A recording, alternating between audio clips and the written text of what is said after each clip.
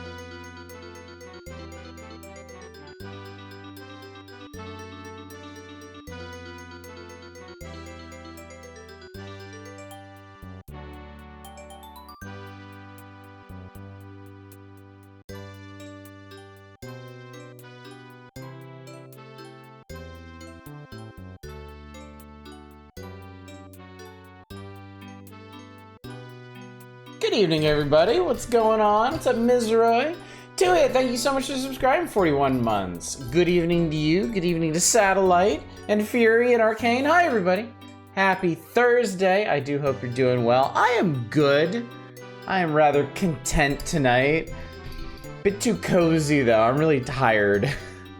It's been a long week, I think. I've been rather busy with a lot of different things. And I was doing a lot of running around. Quick favor, can I possibly switch out my next fest game? No, sorry. If you request something one night and then you're like, oh shit, I actually meant to submit this other thing, fine. I can't let you wait until like the last day and then change your mind. That's just not a real good look. And if lots of people want to do that, it'd be way too much work anyway, so afraid not. My lava lamp says glub glub. Maybe I should get a lava lamp in here. I feel like it would fit pretty well with the whole aesthetic I've got going on. especially with the retro stuff. But yeah. Yeah, man, I'm tired. It's been an exhausting week. I hope y'all's week has been treating you well. I had some time today for some Rogue Trader and some Cookie Clicker. And that was nice. I'm very curious how close I am to the end of Rogue Trader. Very, very curious. Forsaken RGB and went straight to Lava Lamp. Straight back, you mean? RGB strikes me as a much more modern accessory for the room, but Lava Lamp's a classic. Can't go wrong with Lava Lamp. And one of those plasma balls. I really like the period in the 80s when like the plasma balls, like not a whole lot of people had them in their house, so like TV shows would put them on their sets and stuff to make it look extra like futuristic and crazy. I remember specifically the like in the 90s, like the lightning plates, like the glass plate that had like colored lightning bolts emanating from the center of it. Before those were really well known, they showed up in Star Trek, on like Borg ships and stuff. I always thought it was really funny recognizing those. Good evening, Manic. Good to see you. Love there's a place that uses the random movements of a bunch of lava lamps as part of their digital cryptography. That's clever. I like that. I love stuff like that.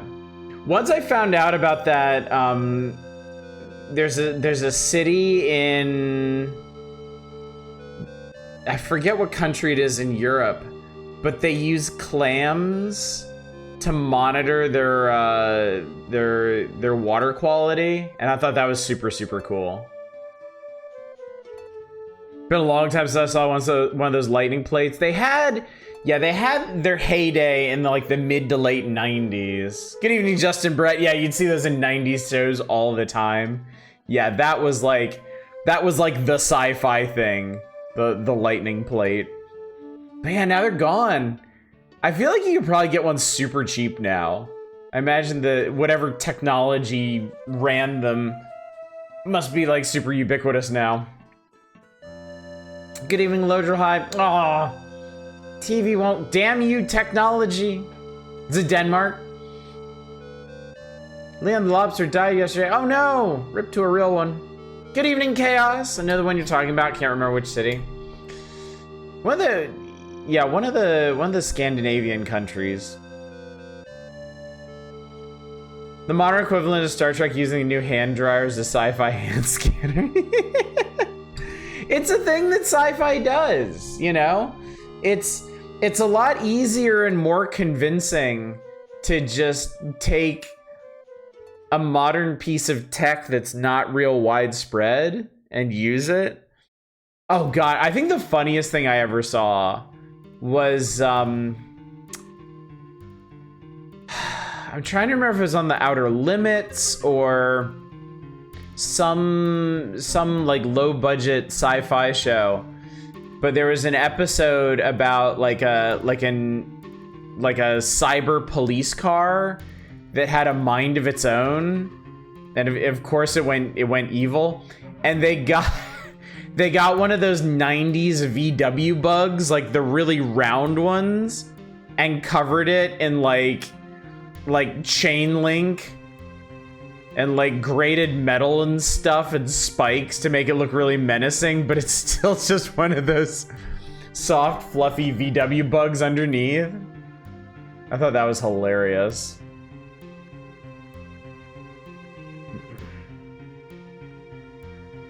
He said Leon from a grocery store and kept in 3.5 years. Oh, died while molting. Bones' hand tricorder scanner was a salt shaker. I love stuff like that. I love stuff like that. The buggy that will punch you. Yeah. Yeah, kind of low-key one of my favorite things to do when watching like old sci-fi is to pick out recognizable things, especially now. Like if you've got something like Star Trek that has like everything's been remastered and upscaled, it's so much easier to see all that goofy shit. Like, I'm sure a bunch of you know on the set of Star Trek: The Next Generation, on the bridge, they made those shiny panels in the back, like way too reflective, and they would reflect the glare off of the studio lights. So for a lot of shots that are just supposed to be like them focusing on Picard talking to somebody on the view screen or whatever, they would just tape up black construction paper over those. And on old broadcast TVs, you couldn't tell, right? But now that we have everything upscaled in HD, it's so funny to pick those out. Kind of lobsters die even if they aren't eaten by predators. Comes a time where they just can't physically molt any longer. Well, that is a shame. It's hard to hear, hard to deal with, but we move on. I can't wait for the weekend to come, chat. It sounds dumb, I know, but like, without anything else to do, I spend all my time like running my kids around and taking them to different activities and checking up on their homework and stuff, and it's kind of exhausting, honestly. Feeling is very ad hoc but work PhD. That's the thing, right? Like when you know your capabilities, you can work with that, you know? You can use really easy low-tech solutions if the resolution of the time isn't gonna reveal your hacked together solution. Today on Humans will pack bond with anything.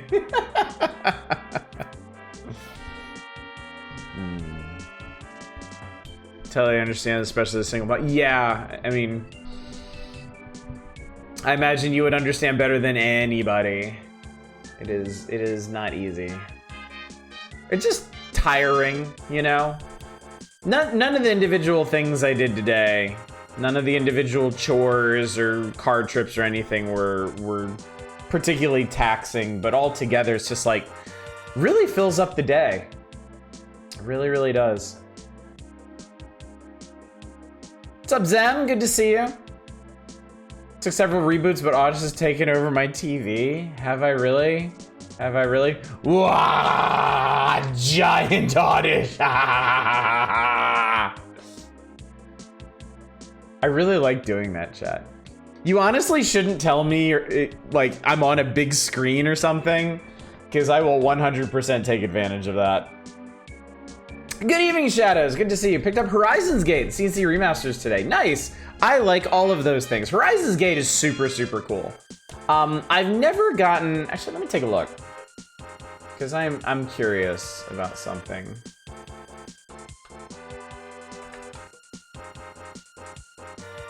I put 7 hours into Horizons Gate. I always kind of... I always lose the plot in that game. Like, I've tried playing through it twice, and I always reach a point where I'm just really super not sure what to do anymore. Like, I know the last time I played it, I had trade routes going, and I had really good equipment and lots of upgrades and stuff. I just had no idea what to do with any of that. I had no idea where I should be exploring or whatnot. And I mean, if you just want a cool, like, open world nautical adventure thing, like, it's great for that, but I don't know, maybe I'm dumb, but I felt like it was lacking a lot of direction. Yeah, it's very much a U game. Very much so. Working your way through this backlog of Next Fest demos.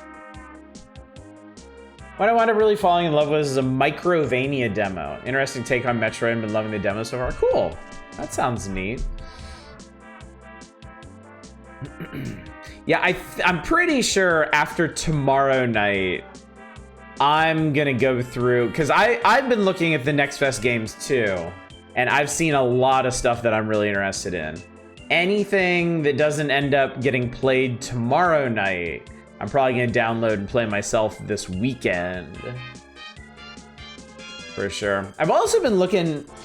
I've been looking a bit to the future, chat. I've been looking ahead to what we might do in March, and securing some options. I posted in Discord. There is a new mega bundle on itch.io right now. It's for California wildfire relief. It is 400 some items. About 170, 180 of those are games, and you know, a fair number of those are ones that have shown up in previous mega bundles, but Tunic is in there. And if you have not gotten a hold of Tunic yet, I would heartily encourage you to pick it up just for that. But it's got a lot of other neat games in there as well, and some other games that I'm interested. There's actually, I already own Tunic, so that wasn't what sold me. The one that got me, there is a RPG makery game in there called There Swings a Skull that I played the demo of ages ago, and I really, really, really wanted to play through that game, and it's in there, so I got it for that. You post the bundle. It's in Discord. If somebody could transplant that link for me, I would appreciate it. Good evening, F-Zero Racer. You beat There Swings a Skull is good. Yeah, the demo was great. I really, really like the demo. Also, good evening, Grunt Fodder. I see you there. I see you sneaking in. You know you need to save up your confusion for Amazing Cultivation Simulator. I know. Getting together the gumption to face down that game some days. I mean, it's years in the making at this point, and it'll be even more so.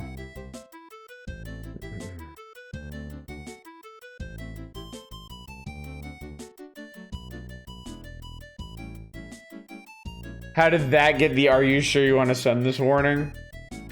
Twitch probably gets nervous if you use the term lesbian, unfortunately. Because I'm sure there's plenty of dickheads out on the channel that are gonna use that in some derisive way.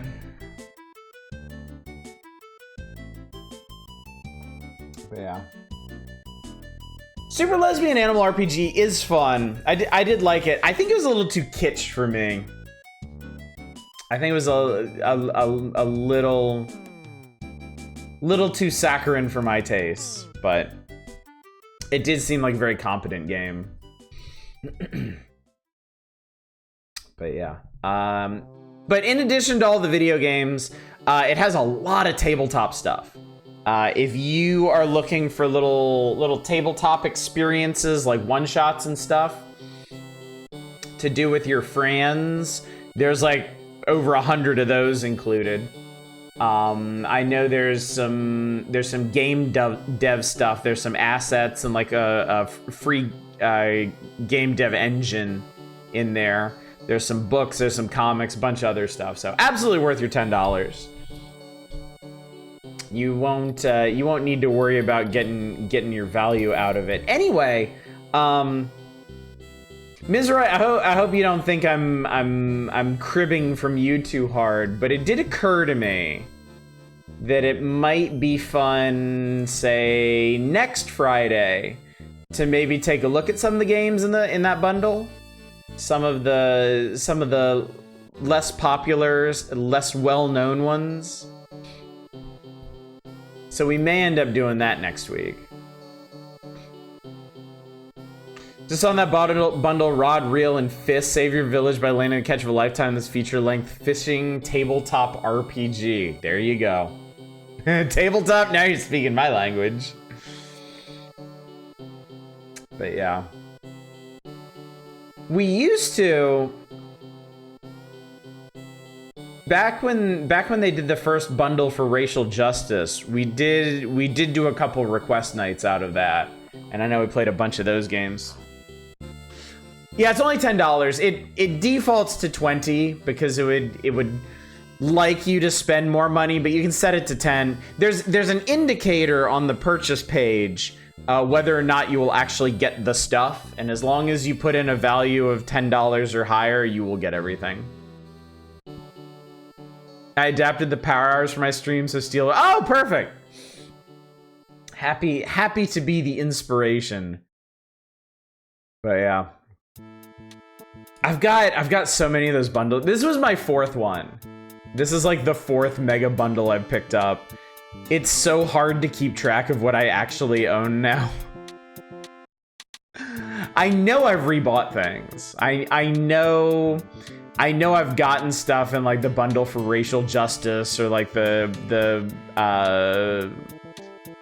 bundle for Palestine or something that I've ended up not realizing I even had and buying again on Steam. So, well, credit where credit's due, Mizra. I know you've been putting a lot of work into going through the bundle for racial justice, and that's really cool.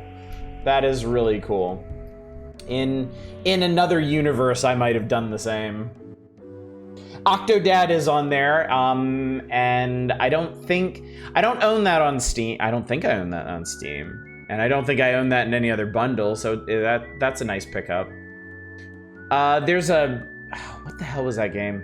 There's a couple other games I saw in this bundle that I was like, oh, I've been meaning to get those. Not actually knowing whether or not I have gotten them or not. Yeah, Bundle Maniac Audits, they call them. Dude, that's how my Steam library got to the size that it did. When Steam started doing their own bundles, I snapped up so many of those, like publisher catalogs and indie bundles and stuff. And then when it moved over to Humble and the other sites, I kept snapping them up. What song is this? Let's see here. Everything we've been listening to around this point has been from Bahamut Lagoon. This song and the previous song. Hidden Folks is also cool if you like Where's Walt. Yes, I can definitely vouch for Hidden Folks. I bought Hidden Folks when it came out, and I really, really enjoyed it. Yep, a hand-drawn Where's Waldo, like, inspired a lot of, I don't know if imitators is necessarily the right word, because there's some of them, like, Hidden Through Time, I feel like is a like builds on the concept decently. I mean, it has color. It's in color. But there's a ton of those little Hidden Folk style games now on Steam, and a lot of them are free too. A lot of them are cat-based. There's a lot of free cat ones. Did you manage to grab the free copy of Golden Light on Steam? I already had it from a request night years ago. I can't do Golden Light though. It is too inscrutable and the graphics are too grody for me. You don't have the time to crank a whole hog. Trying to finish older games, getting sidetracked by new stuff popping up on your radar. 14 hours of Pokemon TCG game. Oof. Yeah, I'm pretty dead set on Rogue Trader right now. I feel myself getting close to the end, so I wanna keep at it while I'm still really excited, really energetic for it. I mean, like, I'm like 85 hours into this game. This is the, hang on. Because I'm trying to remember how this compares to... Okay, I've spent more time playing Rogue Trader in my own time than I spent streaming Morrowind. And Morrowind was the longest game I've ever streamed on this channel. It is a long-ass game. It's a good-ass game. Just mirrors the song very wall market. This is from Operation Starfish, which I have never heard of. It's a US Gold joint. The box art is not particularly inspiring.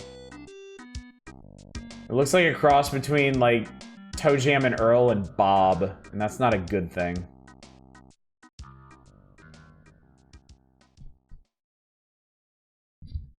Yeah, I've heard Bahamut Lagoon's really good. We might get around to it someday. But you know me, I'm very picky about strategic RPGs. Morrowind beat the legendary Dragon Quest Builders 2 record. Yep, Morrowind is currently the record holder for the longest game on this channel. It was... hang on, I want to check. I want to see how long it was now.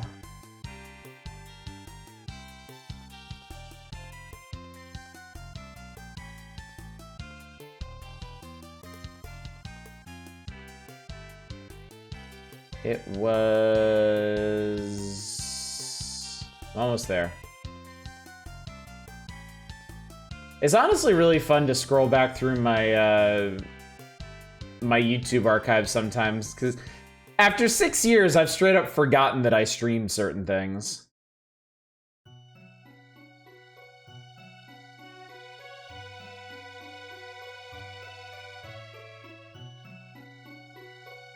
Actually, wait a second.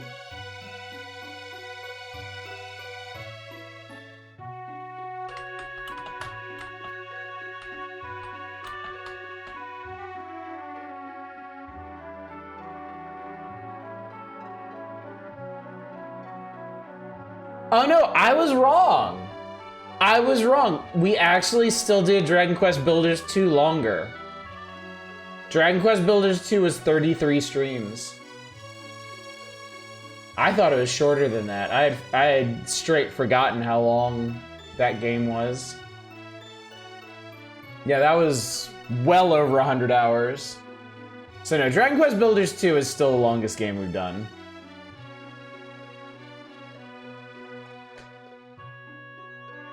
Operation Starfish, the James Pond game? Gross. Link this playlist? Sure. Why not? Why not? While I'm poking around in the back. Surprised Yakuza wasn't longer. Yakuza wasn't even close.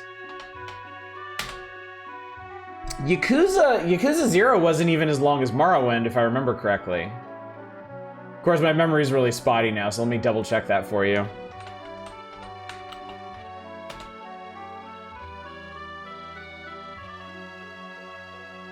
Yeah, Yakuza 0 is 22 streams.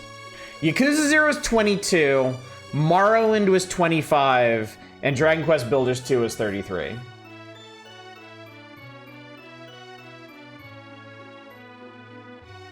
So I think those are the 3 longest games I've played. Because I remember, I think Might and Magic 7 was in the teens, I think.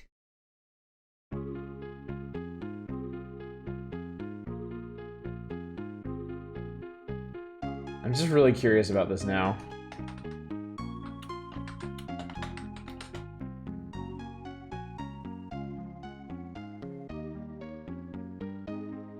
Ooh, I might be wrong about this too. No, Might and Magic 7 was 20. So it came in just shy of Yakuza 0. So maybe like the 4th longest thing I did.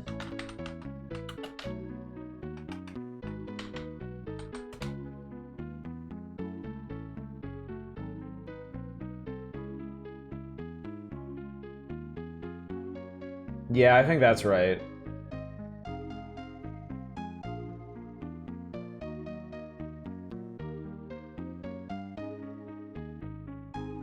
But yeah, it's fun to remind myself. I was actually thinking about doing something really weird. Since we've been playing Final Fantasy VI, what we know now is Final Fantasy VI. I've been reflecting back on the other Final Fantasy games we played, and it kind of bothers me that I can't remember anything about Final Fantasy V. I've been thinking about watching my own VODs from Final Fantasy V to remind myself what the hell happened in that game. Like, I remember all the other Final Fantasy stuff we've done very clearly. I remember the dumb challenge playthrough of Final Fantasy 1 I did. I remember Final Fantasy 9 pretty well. Because that had its peaks and valleys. And of course I remember the Legend games. I know they're actually sagas, but the 3 Final Fantasy Legend games I remember really well, but I swear to God, Final Fantasy V just slid right off my brain. I have no memory of that game. Good evening, Deep Thought. How's the magazine treating you? We've almost started. Actually, that's a lie. We're not even close to starting.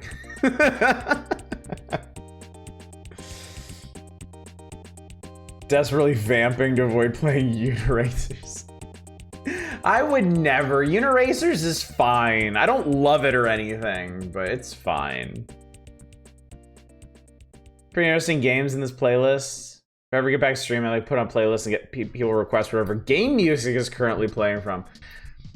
Neat idea, but you gotta remember, not many people have the kind of encyclopedic knowledge of games by soundtrack that you do. As soon as you start Uniracers, sooner you can finish playing Uniracers. That's also true. That's also true. And there is other stuff to be done in this magazine anyway. I'm not like, I don't know. I'm not like in a huge rush to finish this issue necessarily, but it will be nice because, I mean, we're coming up to a huge turning point. You know, the end of 1994 and the beginning of 1995. And the January issue is always an extra-sized bonus issue. There's like all kinds of neat stuff in there. So January 1995 will definitely be a big one for us. There'll be some games in there that might warrant full playthrough consideration. Might be some unexpected stuff. Might be some early looks at stuff coming out later in 1995. They have a tendency to do that early on in the year. So I think it'll be fun. I think it'll be a really exciting issue. But at the same time, I don't know. Nintendo powers are cozy. And these days, we haven't been spending that much time on individual issues, really. Gone are the days of spending like 7 or 8 weeks on a single issue. We've been going through them pretty rapidly. Part of that is we've been pulling out really long games like Illusion of Gaia and Final Fantasy VI, so we're not just sitting on the magazine the whole time to do those. But even so, you know, we haven't had one of those special features that we get stuck on for multiple nights in a while. But we might in January. We may very well in January. Final Fantasy V, you land in Meteor, ride a dragon, and chocobo, fuss with the job system for hours, then kill X-Death. Or in my case, get killed by X-Death. This playlist didn't know... How the fuck are you supposed to pronounce that? Zach? Ack? Heck? Sort of Zeldish action RPGs, except at least from the one I know, very, very absurdly gory and violent. Final Fantasy V, the villain is an evil tree. But in fine Final Fantasy tradition, you don't even know that until like the last hour or two of the entire game. Main villain is 3 is established by teleporting behind someone and decapitating them. Jesus. Actually, now that I think about it, how many Final Fantasy games hide their final villain until the very end? 1 does that. 4 does that. 5 does that. 6 doesn't do that. 7 doesn't do that. 8 does that. 9 does that. And 10 does that. So I think a majority of Final Fantasy does that. X-Death is front and center for at least half the game. You find out earlier. Again, I have no memory of this. I thought there was some other asshole running around. I thought there was some dude in like scary armor. And he had like a big crystal palace or something.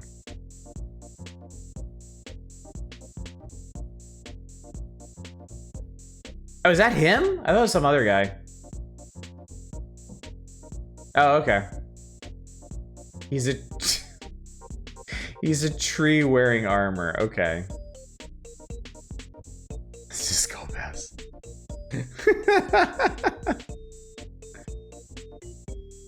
Okay, so it's okay. Well, it's still easier to list the games where they don't do that. 5, they don't do that. 6, they don't do that. 7, they don't do that. And that's it. Seems like. Also, fatigue is set in. We just don't feel the need to keep requesting T2, Sports Ball 94, Ren and Stimpy over and over. And I dare say I am thankful for that. You know? I certainly don't want to lose any of the Power Hours magic. But I also think I enjoy these evenings a bit more when we're focused more on new stuff and not like tormenting ourselves with the same old stuff over and over and over again. 10, I feel like, is not out of nowhere in the same way as 4 or 9. I would argue that it is. Very much so. I think it absolutely is.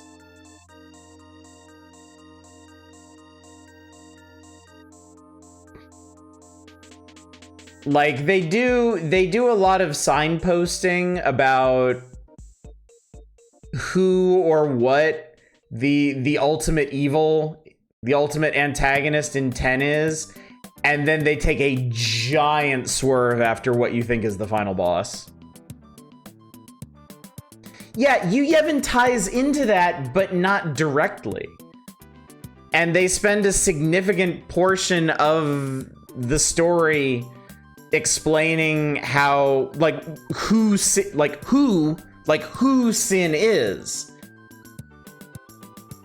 And then the final villain isn't them. Like, it's one of those things where it's, like, important to the theme, but at the same time, they really do pop that out of nowhere. Like, yeah, religion is bad. Also, religion is piloting the giant monster thing you were fighting. Surprise! I saw Seymour's hair and literally laughed so hard I was in tears. I'm curious what your favorite Final Fantasy twist villain is. I don't like twist villains. That's why I'm bringing this up, honestly. I think it's one of the weaknesses of the Final Fantasy series as a whole, that they like to pop out these random ass villains at the end.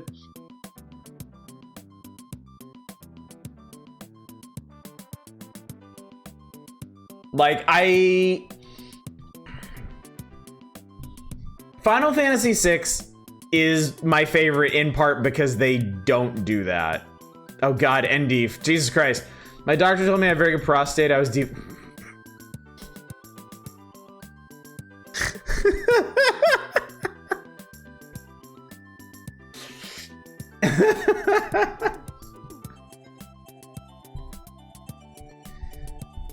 Like, I love Final Fantasy IV and Final Fantasy X despite what they do with their stories. I really do think it cheapens them. Like 4's plot ultimately boils down to there's an evil spaceman that you didn't know about for 90% of the game. And Final Fantasy X's plot is a little more forgivable because it's like it's like religion is bad in a very direct way. Like, not only is religion bad on principle, religion is literally murdering you. So I can forgive it a bit for that, but I still really, really hate the 11th hour ass pull villains. I think 9 has the worst one ever. I think the final boss of Final Fantasy IX is like indisputably the worst example of that.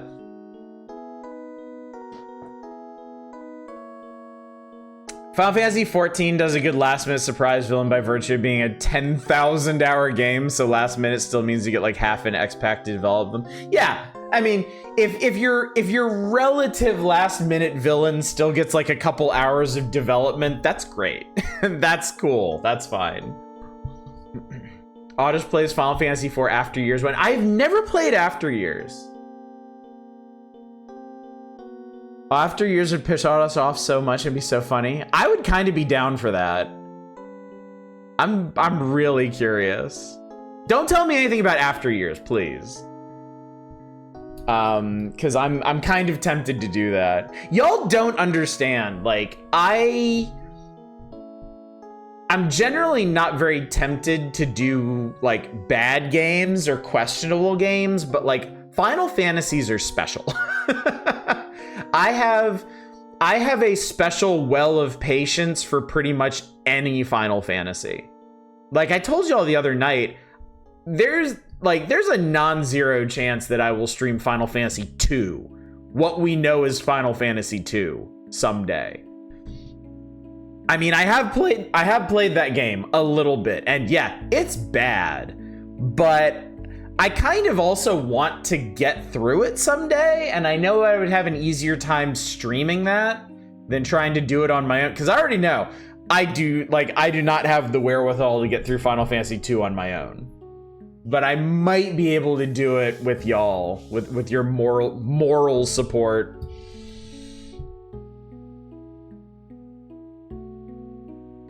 I agree, Zeromus is at least cool. Zeromus is at least cool. And it's like, Final Fantasy IV has this running theme of like corruption and like mind control and deception and stuff. So like, Zeromus is bad. Don't get me wrong. Zeromus is a serious ass pull, but not the worst one. He does kind of fit thematically with everything else. I think Final Fantasy IX could have saved the appearance of the last villain by Kuja saying, okay, cool, but now you must face the incarnation of Final Doom, my buddy Superfly. Oh, God. Earthworm Jim Midnight Sonata. Curious about the Steam version of After Years. It's like a 3D remake in the style of... Yes, is it? Is it? I haven't actually looked.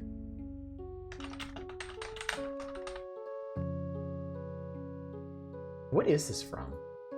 Oh, this is from Earthworm Jim 2. Oh, God help me. This is from Earthworm Jim 2. Oh, you're right. Yeah. Final Fantasy IV The After Years on Steam is 3D.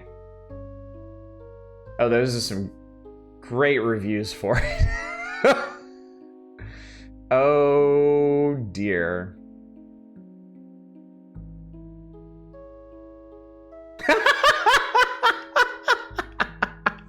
I scrolled down to the reviews and the first one's like, you're better off just playing the first game a second time.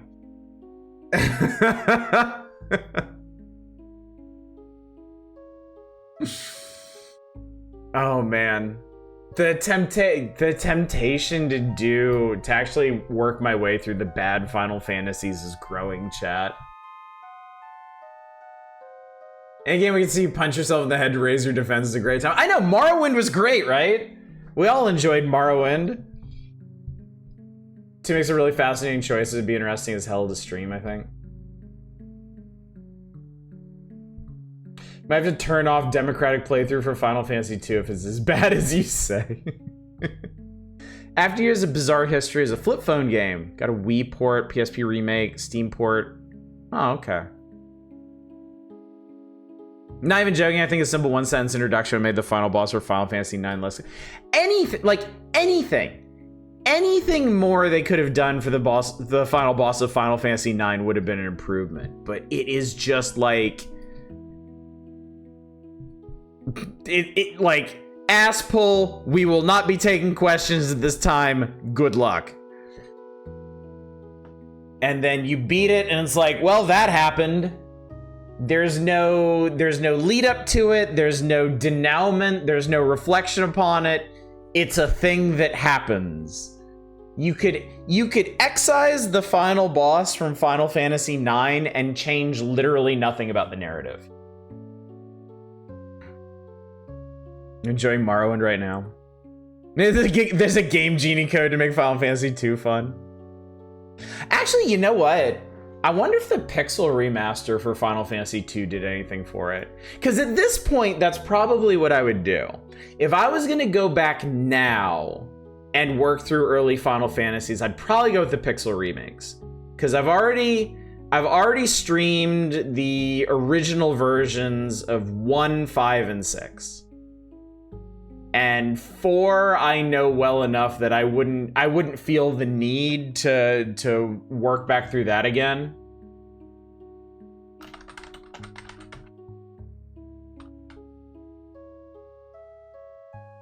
Tones down some of the bullshit. Wow, the pixel remaster of Final Fantasy II on Steam has really good reviews. I wish this shit would like ever go on sale. Like, I actually keep an eye on these because I'm genuinely interested in picking up the pixel remasters, but like Square Enix will put them on sale for like 15% off. And this shit's been out for like almost 5 years now. It's so annoying.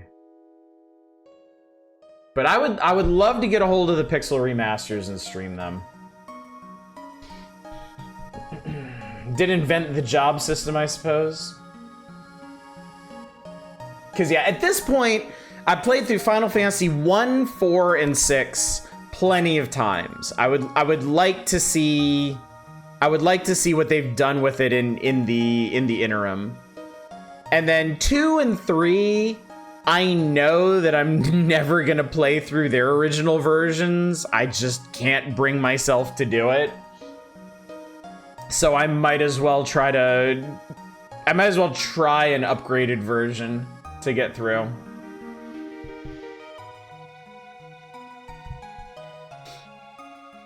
See if they're willing to send a code to a professional curator. Yeah, the big publishers don't actually give a shit about me. The closest I ever got to that was, I think it's Calypso?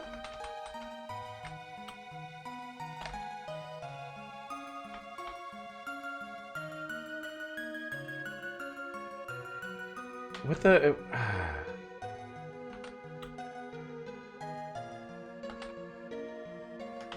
That was it. Hang on. Yeah, I used to have a pretty decent relationship with Calypso Media. I got a bunch of their new releases back when I was doing reviews. That is the biggest publisher that I ever worked with directly. Outside of that, it's all indies. So someday I'm just gonna have to shell out for the pixel remasters. I'll just have to do it. I'll have to break down and do it. But I mean, if we really commit to doing RPGs on this channel, and there's a pretty decent chance that we will in the months and years ahead, then that wouldn't be the worst investment, really. Mr. Chan's become a goblin influencer, and it keeps me up at night. I had the gangbang in my hands, and I let it slip through my fingers. I'll never have that chance again, chat.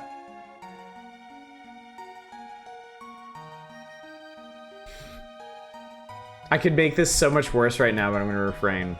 Anyway, thank God. Anyway, chat, I've killed nearly an hour of your precious time.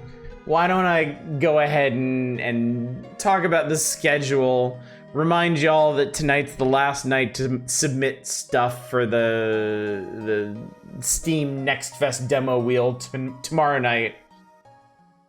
Because it's the last night that you can submit stuff for this Steam Next Fest demo wheel tomorrow. Because I need to make sure everything gets all installed and vetted and whatnot. So if you have not submitted anything for that yet, make sure you do it by the end of tonight's stream.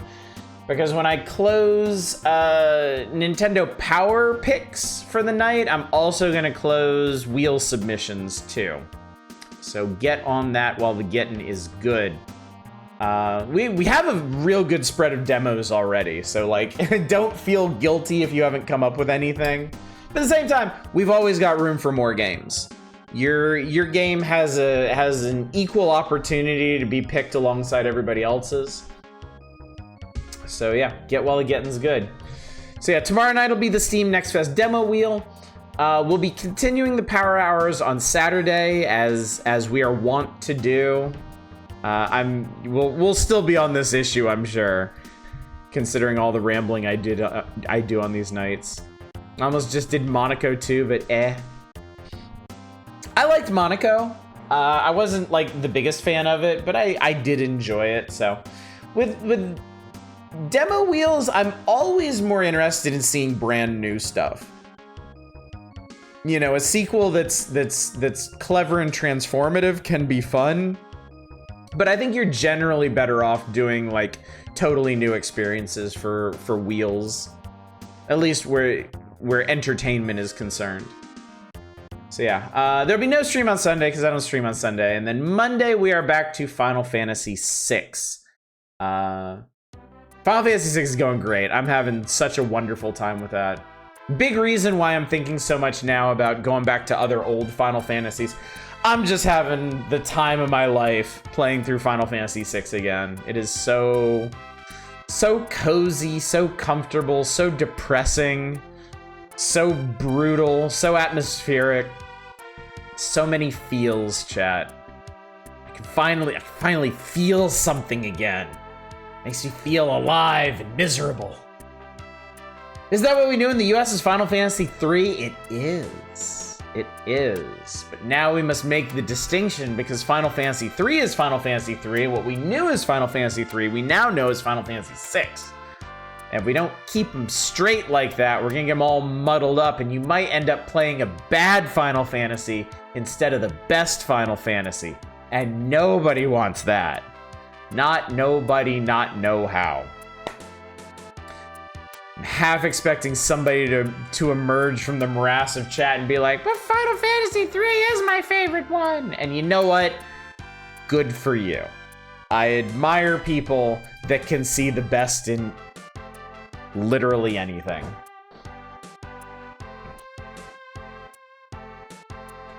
I should do the Final Fantasy III was the 6th Final Fantasy? Wow! Might play Final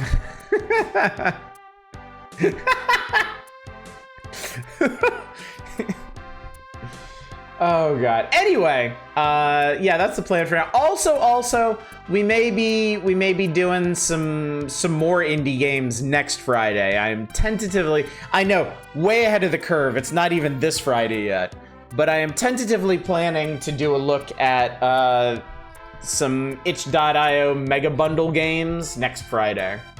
Apologies to Ms. Roy, of course. So that's the schedule, chat, and that means we can get back to the magazine and allow me to officially welcome you back to the tender beloved pages of Nintendo Power Volume 67, December 1994, the final issue before the extremeness, I almost said extremities, of 1995 fell upon our gentle, innocent magazine. Not so innocent. I don't know why I said that. But yeah, we're like 40 pages into this one. It's Uniracers, chat. We're here to see some Uniracers. I understand this game is fairly beloved in a lot of circles. I didn't have it when I was a kid. It was kind of an odd concept for me, like basically a platform racing game. It's not something that I was particularly interested in. And to be honest, still am not terribly, but it is a very interesting game. It's got an interesting structure, and it admittedly does a lot to accommodate the player to that unusual structure. So let's see what Nintendo Power has to say about this. The graphics are cool, the game is fast, the play control is extremely smooth. Easy levels are well paced to help you learn the ropes. Hard levels are great for learning new tricks. They even allude to Super Mario Kart here. You can choose from 16 different racers. I will ask those of you in chat who are like the true Uniracer murder heads. Is there any difference between the 16 racers, or is it just cosmetic? Is it just different colors? I assume it's just different colors. You got to work your way through the different tours. It looks like, yeah, it looks like you have 4 tours unlocked to start, and then you can unlock 4 more. And then each tour has 5 courses on it, which would be a grand total of 40 courses, which is a pretty impressive lineup. Not to be that person, for the record, Final Fantasy 1 Pixel Remaster came out in July of 2021. Okay, so like, what is that? Like 4.5 years ago? Is my math right?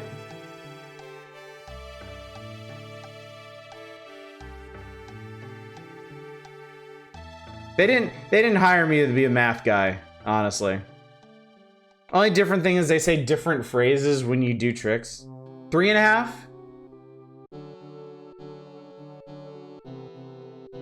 You're right. You're right, 3.5. Okay. Alrighty.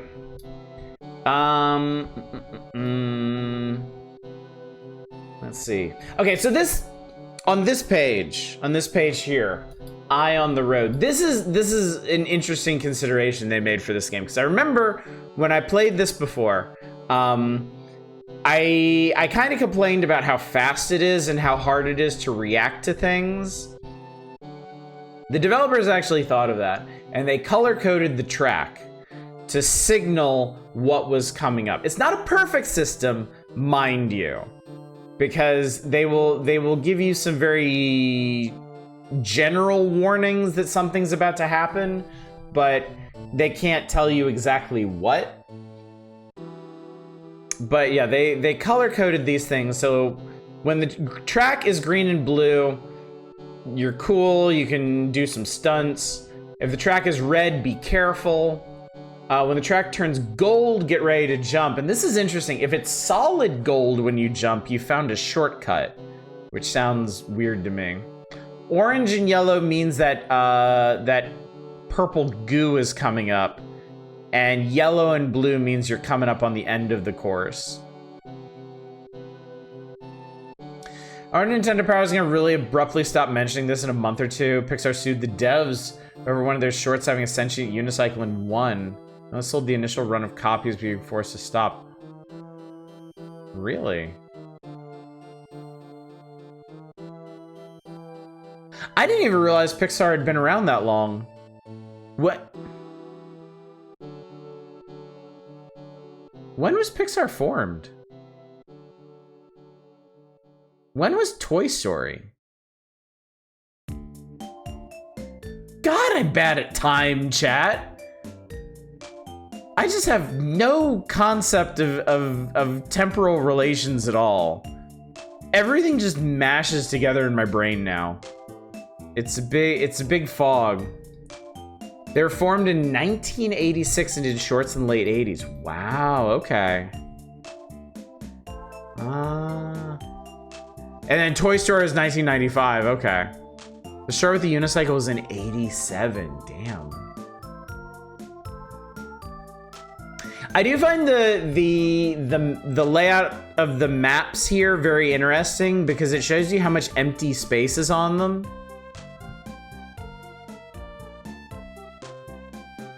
Limited sales lists were also a lot of why DMA design got sold to Gremlin and then Take-Two. Huh. What a sordid story. This world does not reward keeping all of its bullshit straight. You're right, it doesn't. That is certainly true as well.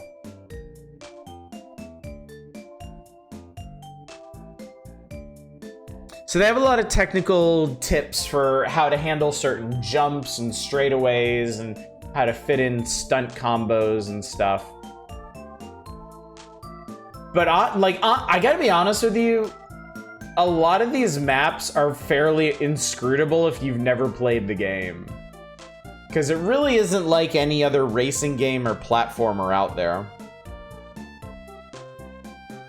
Chat, you would know. Are there any like indie love letters to Uniracers? Because that tends to be what happens. America still needs your help.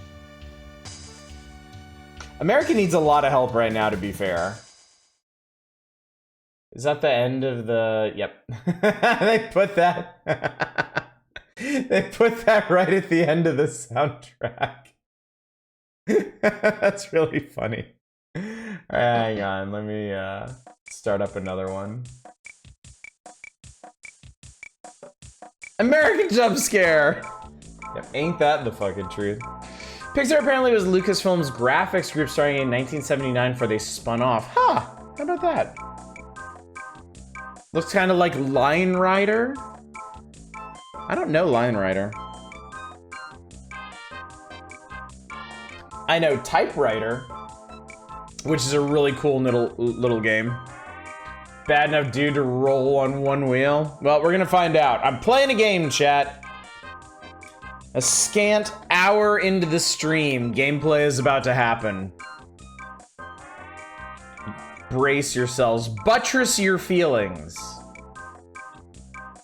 Tonight is a fine night for buttressing.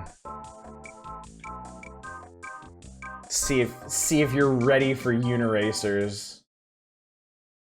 See if you can handle this. Line Rider's a platformer racer meets Mario Paint. You draw the course and ride on whatever nightmare made. That's really cool. What a horrible night to have a buttress.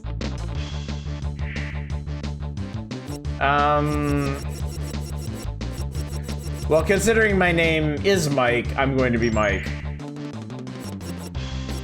Apparently I have bronze and crawler. I guess let's go to shuffler. Hit record, someone. Okay, I don't actually remember how to play this game, but we'll figure it out, chat. It'll be fine. God, this is loud. Oh, Jesus Christ. Holy fucking Jesus.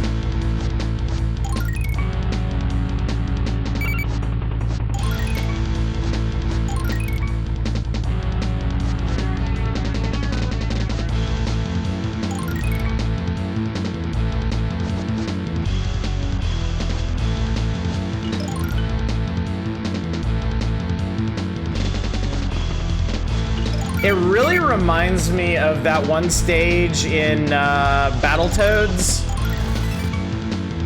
You know the one.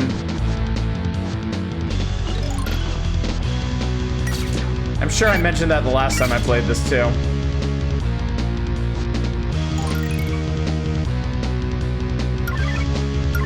Alright, I did a Z flip, that's cool. Hey, I win. No, there's a few other platform racers like speedrunners or PSP Sonic games focused on racing. I don't know anything specifically inspired like this by this. That's kind of surprising, I think. Say the bullshit hard one. There's a level late in Battletoads where you're basically you're being chased by this like hypno orb, and you're on this like unicycle that clings to walls. Our song reminds me of Cool Spot. Yeah, I see that. I totally see that.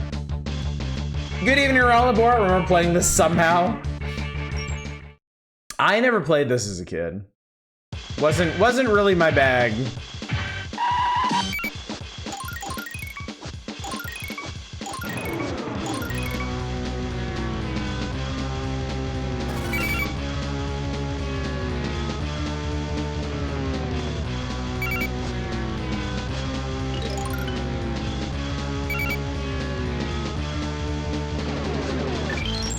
Yeah, the problem is those, oh, you have to do multiple laps of this one.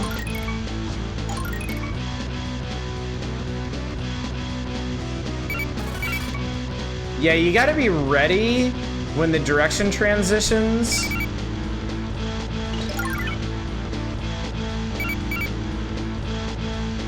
Okay, that was a little better.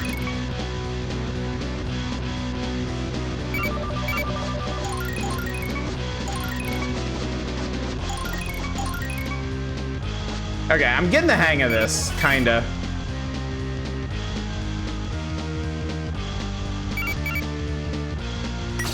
Oh, damn it. Oh, God. Oh, yeah.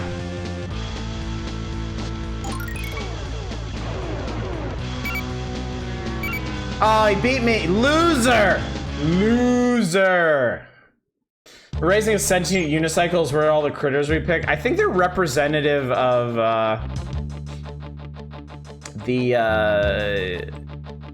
maybe the difficulty or something. Well, great. Now I have to do that one over again. Let's do jumps instead now. It said qualifying score, and I didn't pay any attention to that.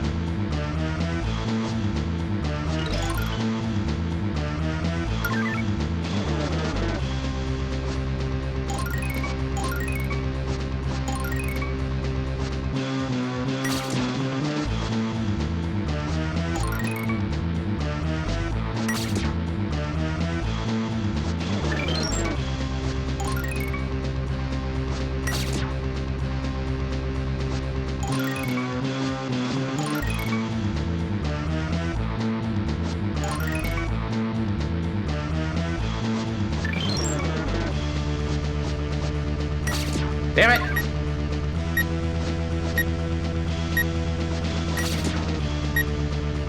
Loser!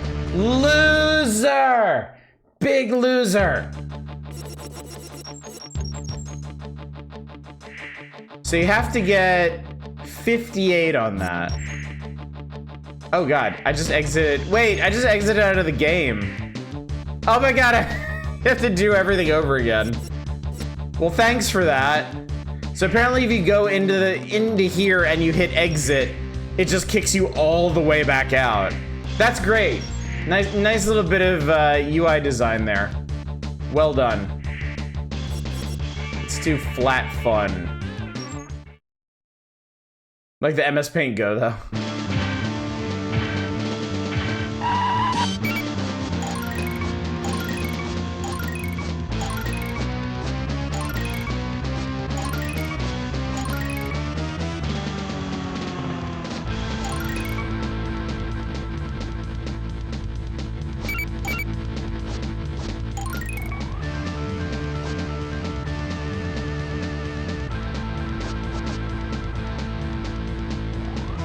I wonder what made them go with like unicycles and not some kind of like weird alien conveyance or something.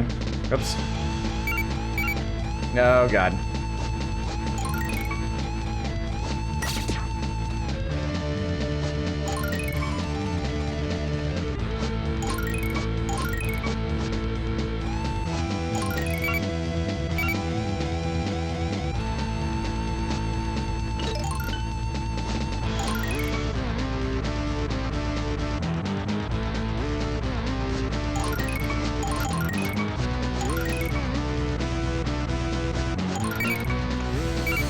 I feel like this is too zoomed in and should have mini-maps so you know what the fuck is coming. That would be fine. So we talked about this a little bit before. The track is actually color-coded for what you're gonna run into.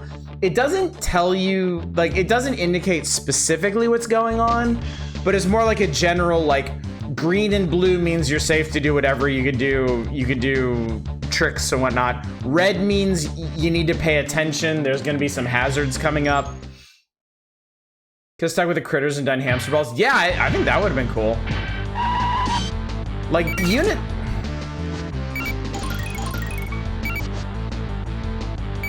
What?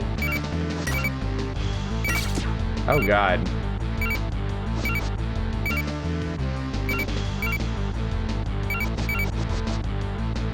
Wait, this is the course?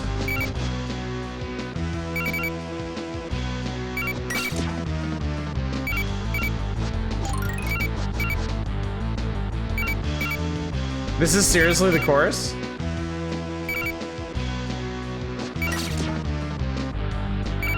I mean, it is. My lap number's going up. Also, I'm gonna lose. I'm gonna be a big loser.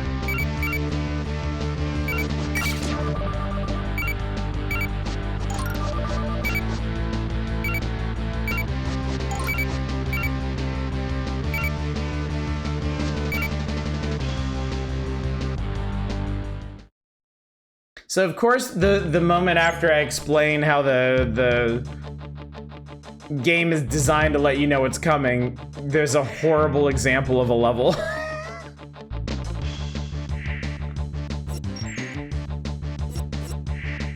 Where it's just super crunched and confusing and weird. I think it's a neat concept for a game, but yeah, I like...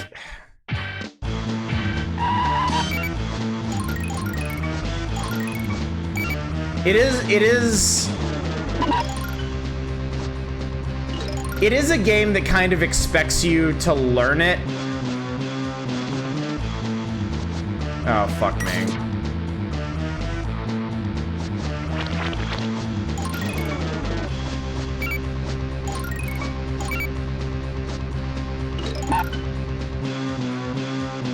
I was almost going too fast there for the game itself.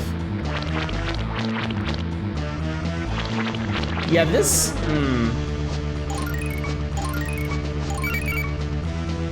might be a bit too fast.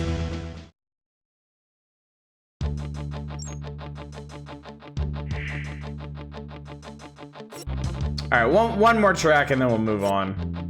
Let's see what hill climb... Oh no, that's a stunt one. Oh, I guess we're doing it anyway.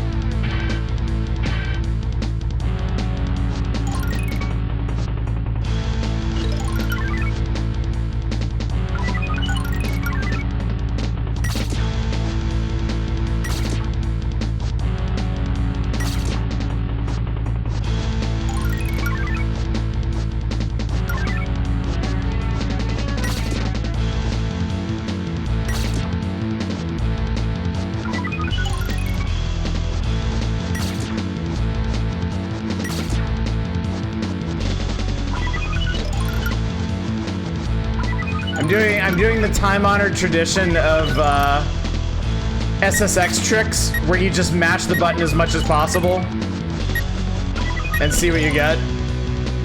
Uniracers world, there is no humans, because humans sitting on these unicycles' faces doesn't seem right. Apparently not. Apparently not. All right, I did it. I actually beat a stunt track. That's cool. All right, yeah, that's enough Uniracers for me. Not my game. Not my style of game. An interesting experiment, an interesting footnote in gaming history. I'm sure if you grew up with it and you put in the time to learn the layout of all the tracks and where the best jumps were, I mean, that tends to be the way that, you know, SSX and Tony Hawk and all those games went. Some of them were more accessible than others, but once you put in the time to learn where everything was and, you know, how all the courses flowed and stuff, I mean, it would, you know, it was a much better time. The unicycles are all just massive perverts. Oh my god. Anyway. Oh boy, chat, it's Mickey O'Rama. Now, Mickey O'Rama is not the name of a game. It's Nintendo Power celebrating a wealth of Mickey Mouse games. And by a wealth of Mickey Mouse games, I mean 2. They are featuring The Great Circus Mystery starring Mickey and Minnie, and Mickey Mania, The Timeless Adventures of Mickey Mouse. Now, Great Circus Mystery is whatever. It's, I guess Great Circus Mystery is the follow-up to the other Super NES Mickey Mouse game that I already forgot that was featured in the January... Which January issue was that? I forget. Mickey Mania is the interesting one though. Because Mickey Mania, they went out of their way on the animation here, and they also did some very deep cuts with much older Mickey cartoons. Mickey Mania is the one that I've always been interested in trying.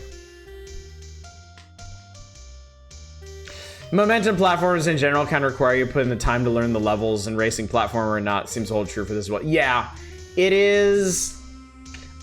I'm sure you and other folks might disagree with me, but I'm sticking to my guns on this. I do think that is an inherent weakness of momentum platformers, is that basically nobody is going to come to them and like have an amazing smooth experience right out of the box. Like, they all really require you to learn the levels and internalize them, as opposed to a more conventional racing game where, I mean, a lot of them just have a map of the track there for you, or very conspicuous signs saying there's a U-turn coming up or something. So, and I, you know, it's not to say that momentum platformers are bad. There are certainly a lot of people that appreciate them. I can enjoy them from time to time, but it is, yeah, there's a natural barrier to entry there.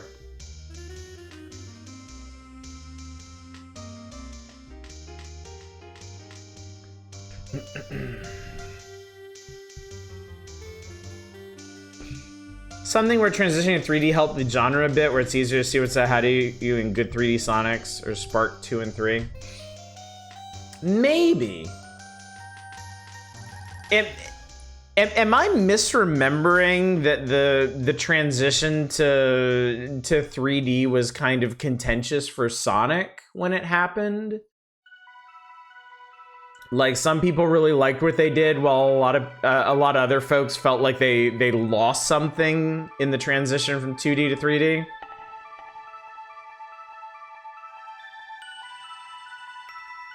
Because I know from watching, like, the I think it was the first 3D Sonic game, a lot of the really high speed sections were basically just like on autopilot. You would just lock yourself into like basically like a Hot Wheels track and go zooming down that without a terrible lot of input other than like hitting jump occasionally or something. Look, why would you want to play something where you can just have fun and not have to memorize levels and patterns first instead?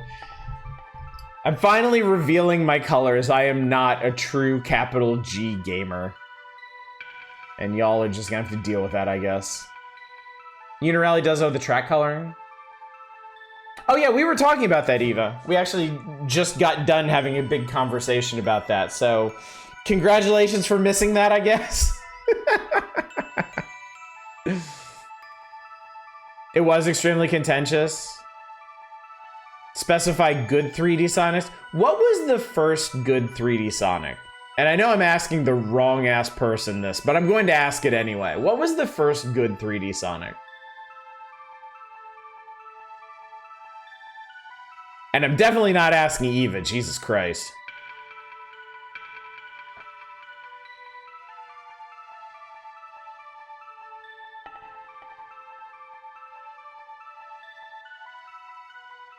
Sonic Generations, Sonic Frontiers. Sonic Adventure 1? Wasn't that the first one, though? It hasn't happened yet. Shadows is talking about the hypothetical future. Good one.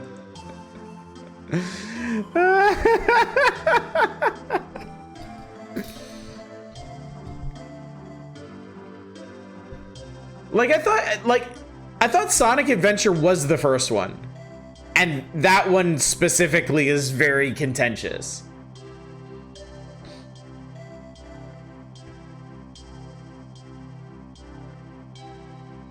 Colors and Generations were the least contentious ones for a while. Sonic kisses a human girl, that one. There's two kinds of people in the world. Ones who just love to bring that up every chance they get, and the rest of us, who just never want to hear about that ever again. Interesting Pluto there, too, in the corner. Yeah, him snapping at something. I'll get out of the way so you can see him a bit better. The bar's pretty low on it.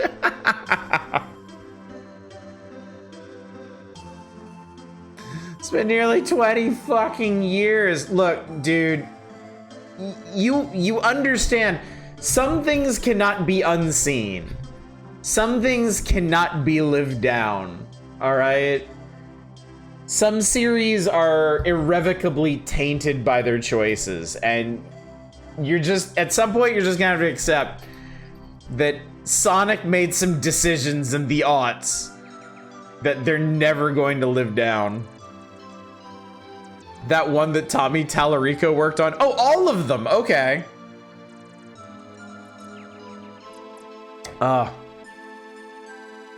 I should have made a double.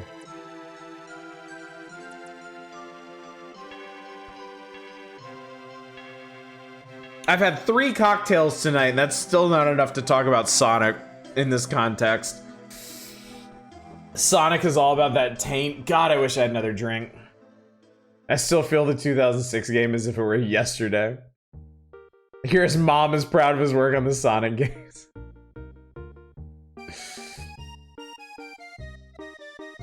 Sonic Adventure 1's original version is pretty good. Got solid reviews and impressions. The later ports are buggy, and those are the only accessible ones.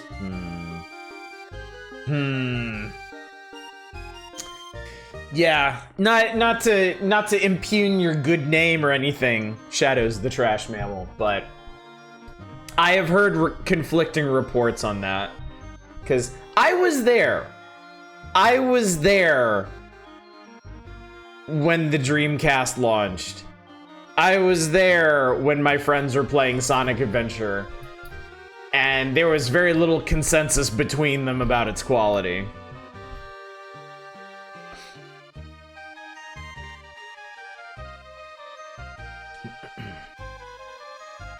Had good enough time with what I played of Colors and Generations, at least. I am shocked that 3D Sonic games are buggy. I was there again, Dolph. At the dawn of the third age of console games. I was there to buy a Dreamcast when they were discontinued and the price dropped down to $99. That is wherever the hell my Dreamcast is now. It's not on the shelves. But that Dreamcast I have was bought like the week that they announced it was being discontinued.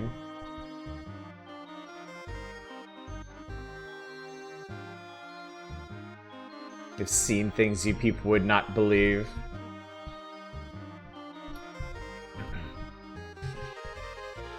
The Dreamcast version is also incredibly buggy and jank. Sonic Heroes on GameCube is passable. Colors is more contentious among hardcore fans than among general audiences. Colors isn't bad as the start of a lot of trends. Core fans really grew to really dislike tonally. DC is short for Dreamcast for Crazy Taxi. The dedicated Crazy Taxi for machine. I mean, in my household, it was the dedicated Marvel vs. Capcom 2 machine. I fucked my thumb up so bad doing combos on the Dreamcast controller in MVC2. Because I don't know if y'all remember, but the D-pad on the Dreamcast controller got some sharp ass edges. It is a stiff D-pad, and it is not going to do you any favors doing quarter circles and dragon motions on it. PS2 port of Heroes is broken. I forget how. It's been too long. I was in college when the Dreamcast got discontinued. Shortly after, my RA picked one up on the cheap and proceeded to pirate like the whole game library. Yeah, I was in high school. I graduated from high school in 2001. So yeah, what sold me on it, my senior year in high school, one of the juniors was a huge fighting game fan. Just like big fighting game dude. He had a Dreamcast. He had everything on the Dreamcast. And he introduced me to Marvel vs. Capcom 2, and I was in love. So the moment the Dreamcast was discontinued, I ran out and bought one in MVC2. Unfortunately, I had the wherewithal to collect some other games for the system, like Bangai-O and Skies of Arcadia and Capcom vs. SK1. And Grandia 2? Can I request the next page, please? You may. Yes, you may. Absolutely. They break down more of these. Mickey and the Haunted Circus, and also Mickey and Steamboat Willie. I guess the first stage of Mickey Mania is actually Steamboat Willie, but you play through it as Color Mickey, which seems like sacrilege. That seems like anathema, but whatever. Image of Mickey reading the script is cute. I feel like I don't want to sound like the old curmudgeon that I actually am, but I really like classic Disney stuff, like old Disney, like early Mickey Mouse and Donald Duck, when they were just like wild and out of pocket. When they kind of sanitized them in the 80s, I just didn't think they were as much fun. They did get some of that back. The Wonderful World of Mickey Mouse that they developed a couple years ago actually gets back. I think it captures a lot of Mickey's original magic, but with modern sensibilities. I love those cartoons. They're so good. Yeah. Yeah, exactly, when they're a bunch of wacky assholes. And miraculously, Disney did actually unshackle Mickey and friends in the Wonderful World. And they were able to get back to that. Fantasia is still the best thing Disney had produced, and I'll die on that hill. Strong case to be made for Fantasia, certainly. I mean, it is an animation masterpiece. It is a landmark of the media, and as a spectacle, I mean, not many things in animation stack up to it. Did those cartoons come out after Cuphead? Yes. I mean, again, I'm not the time guy. It's really, I'm the wrong person to ask how things line up chronologically, but I think so. Slapstick comedy works as best when everyone are massive dicks. Absolutely. The Three Stooges understood this perfectly. The Three Stooges exemplified that like no one else. Prefer Tom and Jerry and Looney Tunes than Mickey shorts myself. They're undeniably classics. I mean, I do too. If we're being honest here, nothing is ever gonna beat Looney Tunes for me. I grew up with Bugs and Daffy and Porky and all of them, and they gave me my love of animation. They were so expressive, so well done, and Tom and Jerry's right up there with them. Tom and Jerry is another just fantastic piece of animation history. But I also don't want to sell the early Mickey Mouse cartoons short either. Like, they're good. They're very solid.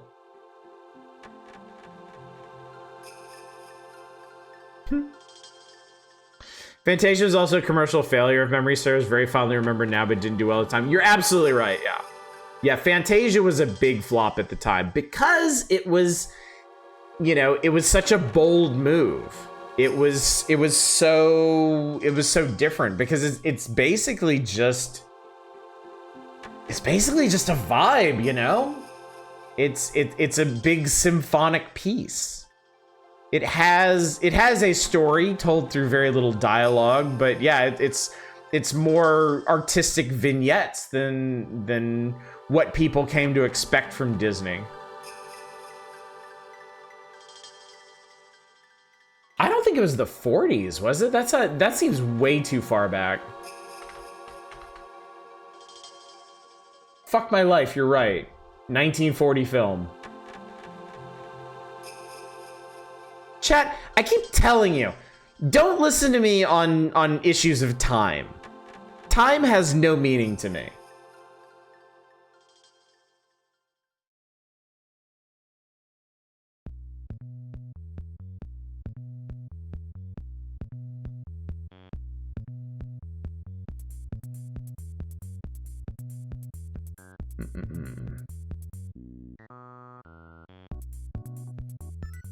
Let's see.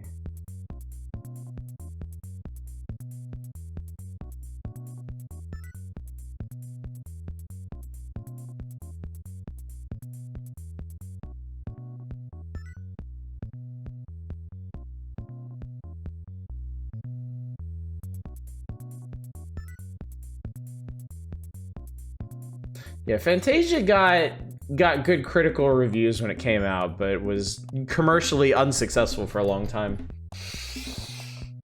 I saw Fantasia in a really cool way a few years ago.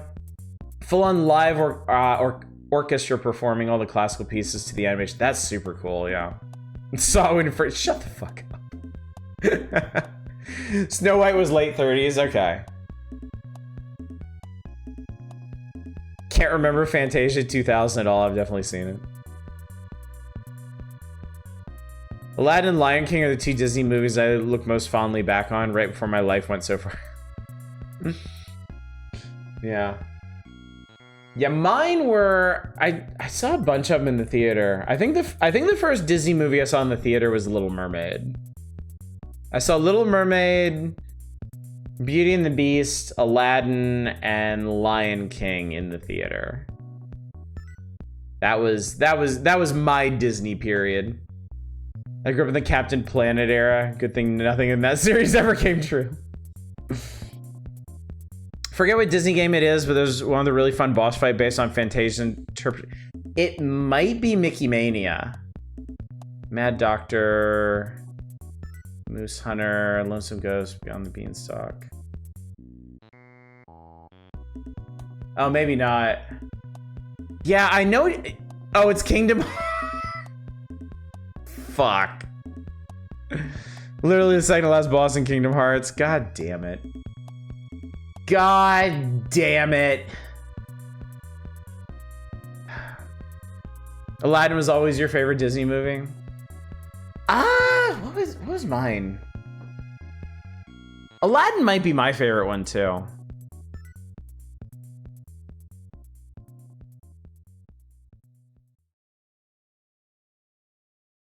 Yeah, maybe. Also, well, Aladdin has an unfair advantage because I really liked the Disney Afternoon cartoon series they did based on Aladdin. They did such a good job with that. How did we make negative magazine progress? I take full responsibility. It's my fault. Don't worry. We're gonna play Mickey Mania. We're at least gonna make some progress in playing things.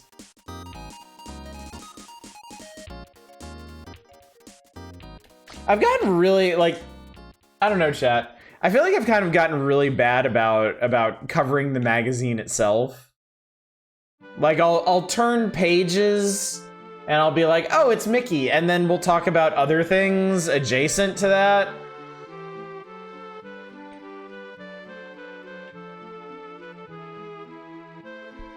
I watched that show too. That's actually how I learned Iago becomes a good guy. Yeah, the Aladdin TV show is great. They introduced some really, really cool characters on the TV show too. Like I feel like they did a super good job expanding on villains for Aladdin since they couldn't use Jafar. They gave him this is Spoopy Scary Skellington. Shame that Western media megacorps have basically strangled Western animation outside a few small things. It is, yeah. It really sucks. I shall play the video game. So I'm basically hoping that this is Disney's version of Bugs Bunny Rabbit Rampage. Though you're afraid of the power hours actually coming to an end before you do.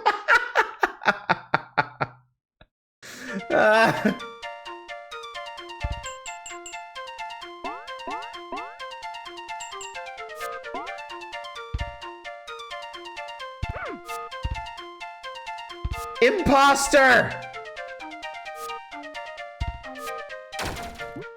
I just fucking dunked that cat. Emperor's New Groove is great. Treasure Planet is massively underrated. Oh wait, I want to get on here.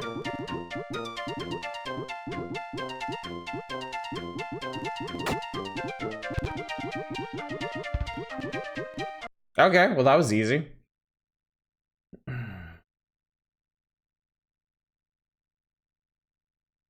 I do like a fair bit of modern Disney stuff too. Like, to be fair, I think like Tangled is one of my all-time favorite Disney films. I think it's a really, really good one. I like the Frozen movies. Wow, that's actually really cool what they did there.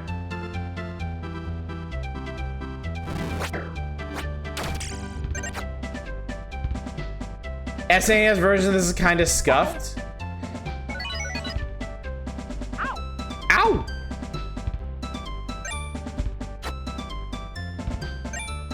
Is this scuffed? How is this? Is there something missing from this, or is like something up with the graphics, or ring bells? I did. Oh shit! It got colorized. That's interesting.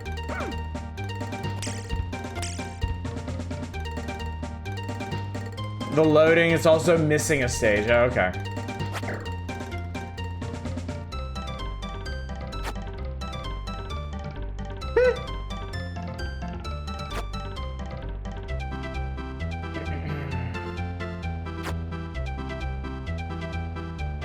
Like Tangled, Frozen 1, Zootopia, Middle Age. I just haven't seen a lot of modern Disney films. I like Zootopia a lot too. Zootopia might actually be my favorite modern Disney creation. What the hell am I supposed to be doing here? Ow! Ow! Huh? Death is certain.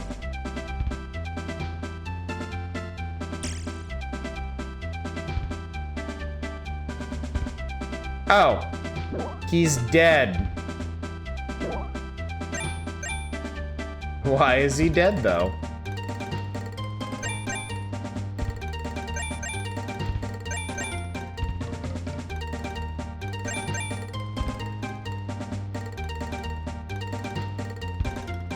Mickey's pretty well animated when oh, that's a cool effect. Holy shit, that's actually a really cool effect. Mickey looks really good in motion, but I assumed he would have like an idle animation. And he doesn't really.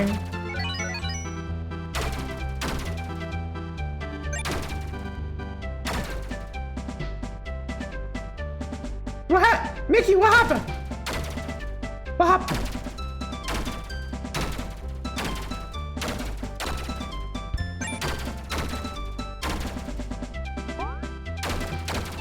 Oh, I'm supposed to be breaking the gears. Okay.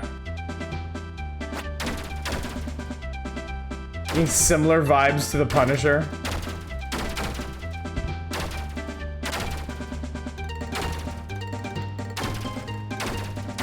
This is a weird boss. No.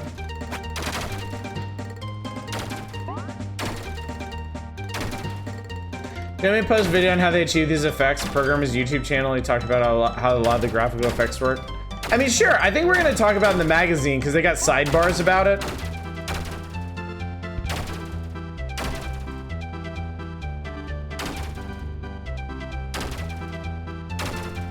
Zootopia is one of my favorite takes on what if the Anthros really existed. Ow!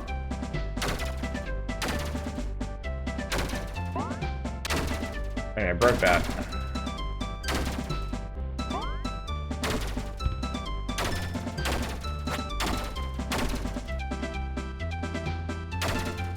Oh god, Jesus Christ. Ah, fucker! But, oh my god. His fucking marbles arc.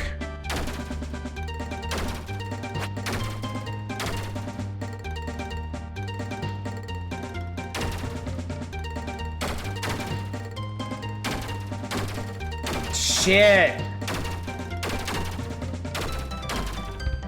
No, no, no, no, no, no, no, no, no, no, no. This boss sucks, dude. This sucks real bad. Oh, okay. At least they let you keep your progress. I was one fucking... I stopped the cranes and rescued Steamboat Willie. Huzzah.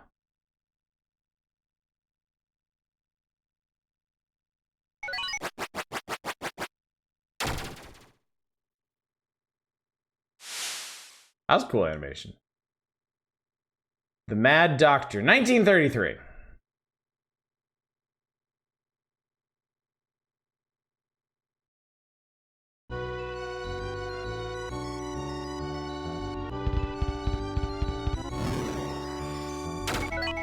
Ah, this is spoopy, scary skeletons.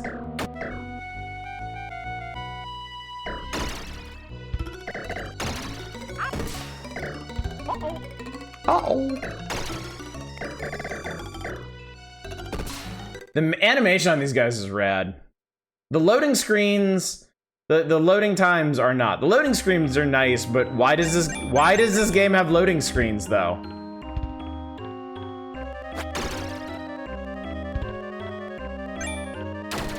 Oh, Lord have mercy. Okay.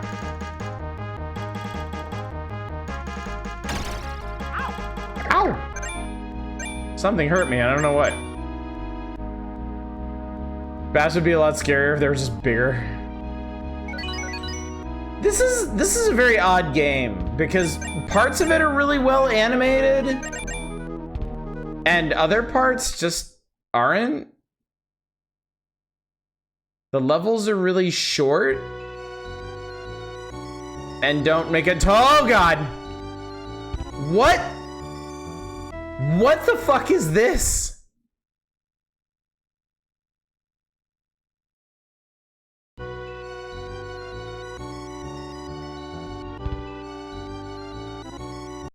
Oh my God. Press a button to help Mickey continue in his quest. I do like dead Mickey. That's pretty funny. Can I start from that? If they made me start the whole thing over again, I'm not doing this. Bad sign.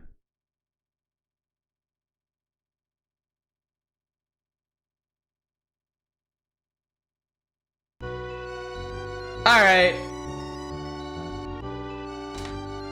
All right, I've come down with a bad case of Mickey Mania. Need to be quarantined. Well, shit, chat. That's always heartbreaking. This is one of those games that I remember seeing in Nintendo Power and being like, oh damn, this looks super cool. That Pluto is him snapping at something, like somebody's holding out a bone to him and then pulled it away at the last second. Now, why they chose that for some key art, I have no fucking idea. Especially absent of context. But yeah, this is one of those games that I remember reading about as a child and being like, wow, this looks super cool. I would love to give this a try. And then I never ended up renting it or anything. And I've spent my life being curious about it. Would you be willing to show the Bugs Bunny one for comparison? Sure. That I will do for you at no extra cost because it owns.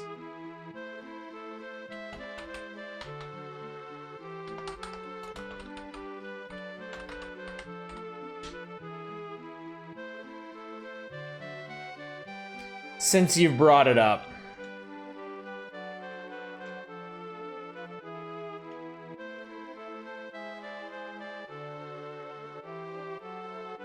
So this, chat, this is basically what I was thinking this game would be. Just like an absolutely loving homage to the origins of the character.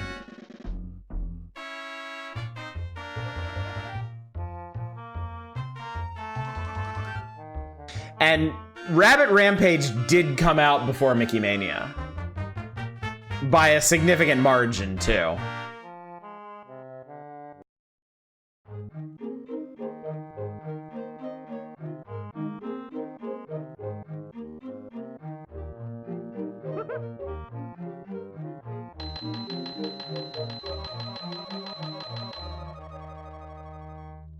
What's up, Doc?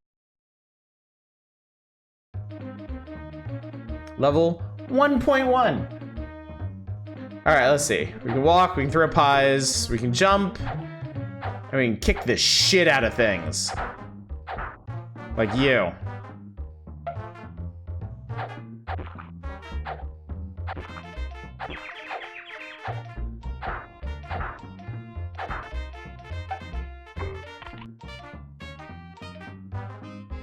I think you can go down in these holes, but maybe not.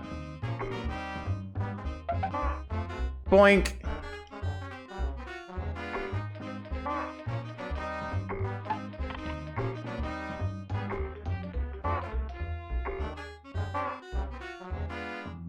Do you jump down them? Possibly.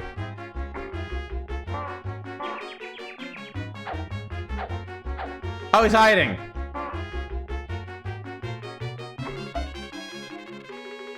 Facey Mason's jump animation is adorable.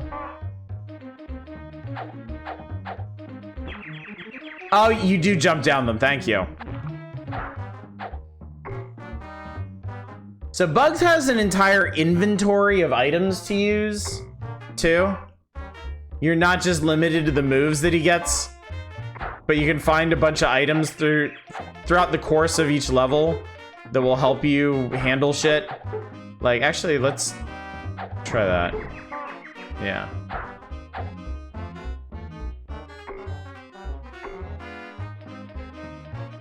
Bugs whiffing those kicks is hilarious. Also, another very interesting thing about this game is that the checkpoints in it are manual. Like, you actually place your own checkpoints. Bugs, I swear to God.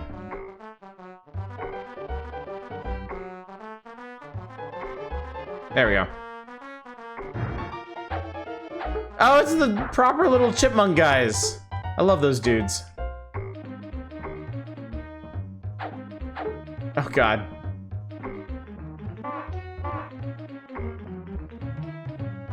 Oh, fuck. All right, we're gonna... Yeah, there we go. We'll checkpoint that.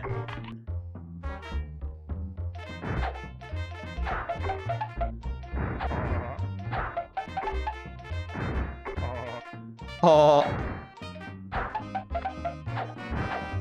So the funny thing about this is the bullets don't actually hurt you, but they fly up to you, pop open, and then explode.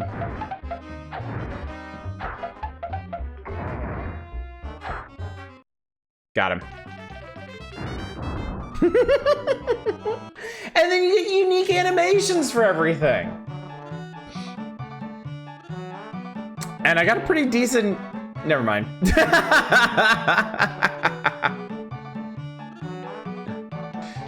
Yeah, I love this game, chat. This is straight up one of my favorite licensed games on the Super NES.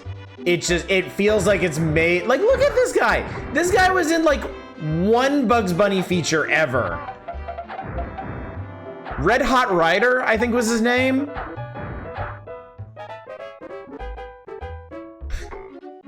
Fucking love it.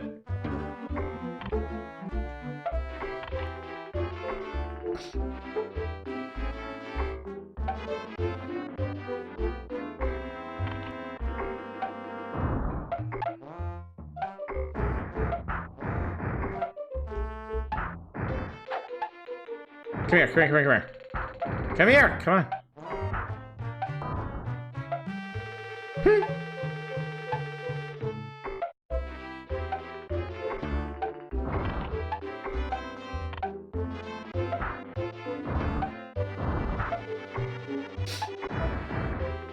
Yeah, it's one of those games where you can really tell, like, how much how much the developers loved the source material and how much effort they put into, like, making the game feel like an actual playable cartoon.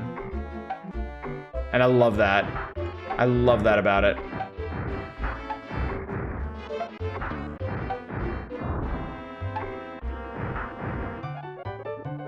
I mean, it's definitely chaotic and difficult, Like, don't get me wrong on that point, you know? Oh shit, oh shit, oh shit, okay.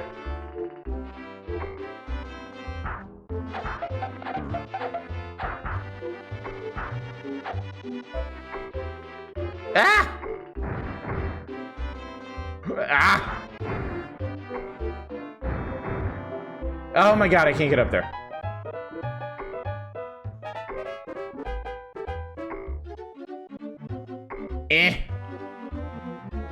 Sunsoft knew about Looney Tunes before making this game or had to learn along the way.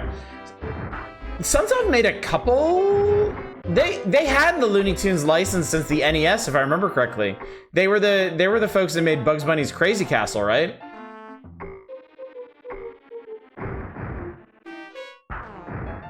Oh my god, I'm getting my ass kicked here. I'm doing terrible. Okay. Oh god. Don't hold that against them. Oh, I certainly don't. Everybody makes mistakes. Oh, and I didn't put down a checkpoint. Okay, so that's Bugs Bunny's Rabbit Rampage. That's the caliber of game I was assuming we were gonna get with Mickey Mania. Hence my disappointment, chat. Hence my stark disappointment. This one in particular was developed by Viacom Interactive Media and only published by Sunsoft. Okay. So Viacom must have had people who really understood the assignment. And it is a shame that Sony could not follow that in Mickey Mania. So they do have this sidebar right here that I'm covering up. It talks about the creation of Mickey Mania, and we will at least read through this. When you make a game that looks as good as Mickey Mania, you know that there's a lot of work involved. To produce the incredible animation found in Mickey Mania, Sony ImageSoft enlisted the help of the artists that know Mickey best, those at Disney Studios. After the producers at Disney Software and Sony ImageSoft laid out plans for Mickey Mania, Disney animators produced over 1,500 original drawings for use in the game. Okay, that's not about Mickey Mania, that's about Circus Mystery that I don't really give a shit about. After the final animation cells were finished, each one was individually photographed and input to a computer. These computer images allowed the producers to view the animation on a television screen at an early stage and make any corrections, rather than wait until the game was near completion. As the game itself continued to grow, both teams of producers provided input on the gameplay and storyline of the game. Total aside here, but when I was in 7th grade, my mom signed me up for a summer camp at I think it was at Queen's University in Charlotte, North Carolina, about animation.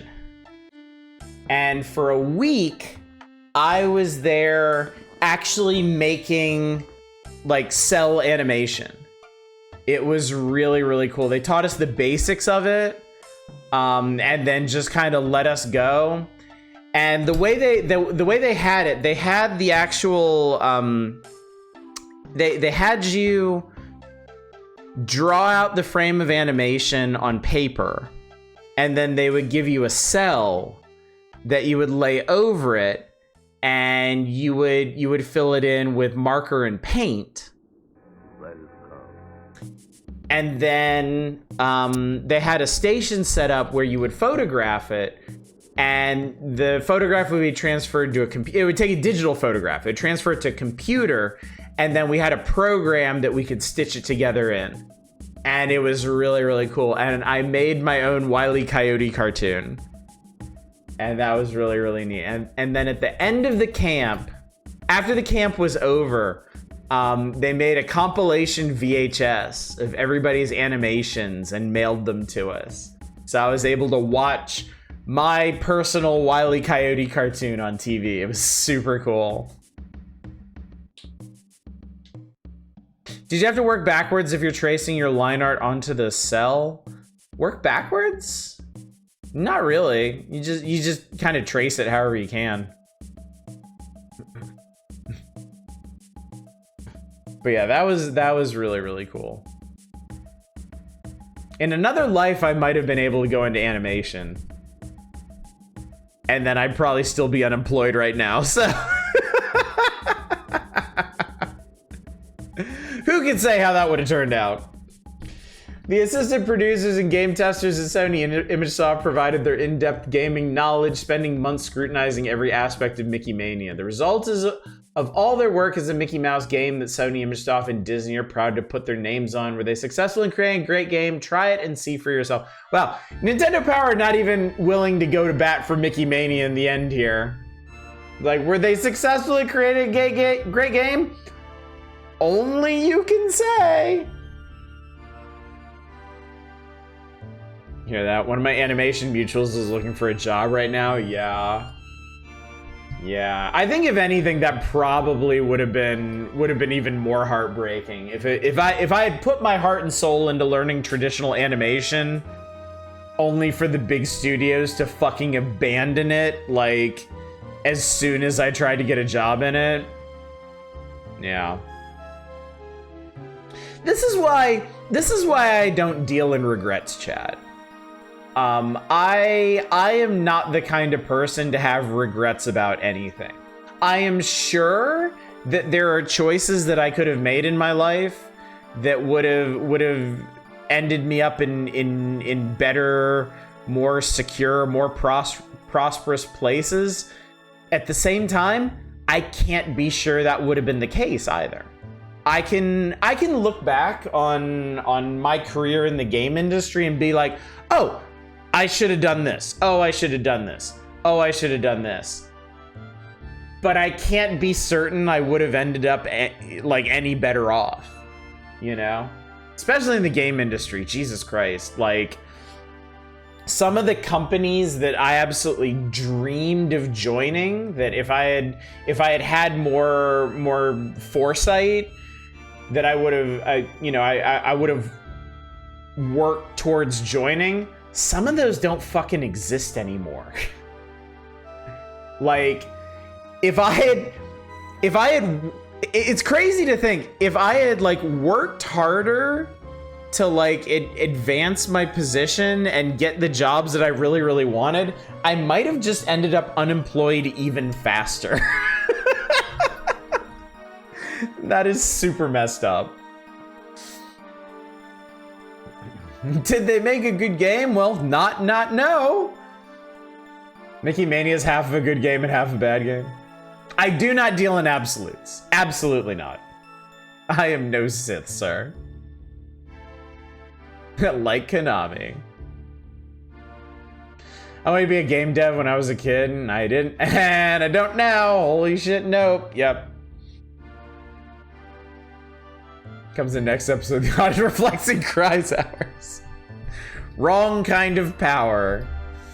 Not exactly empowering hours here, but yeah.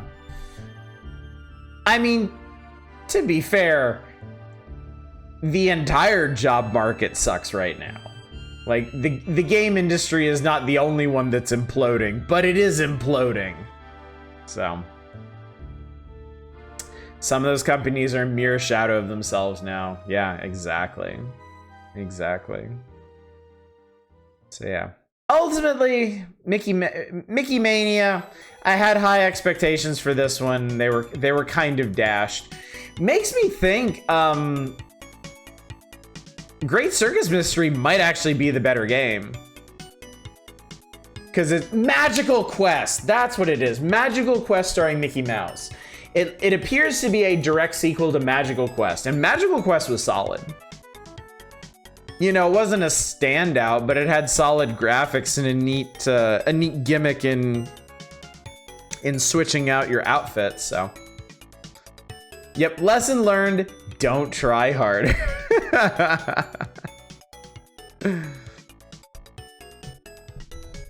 But yeah, everything kind of sucks right now. It shouldn't. It's frankly inexcusable, but we let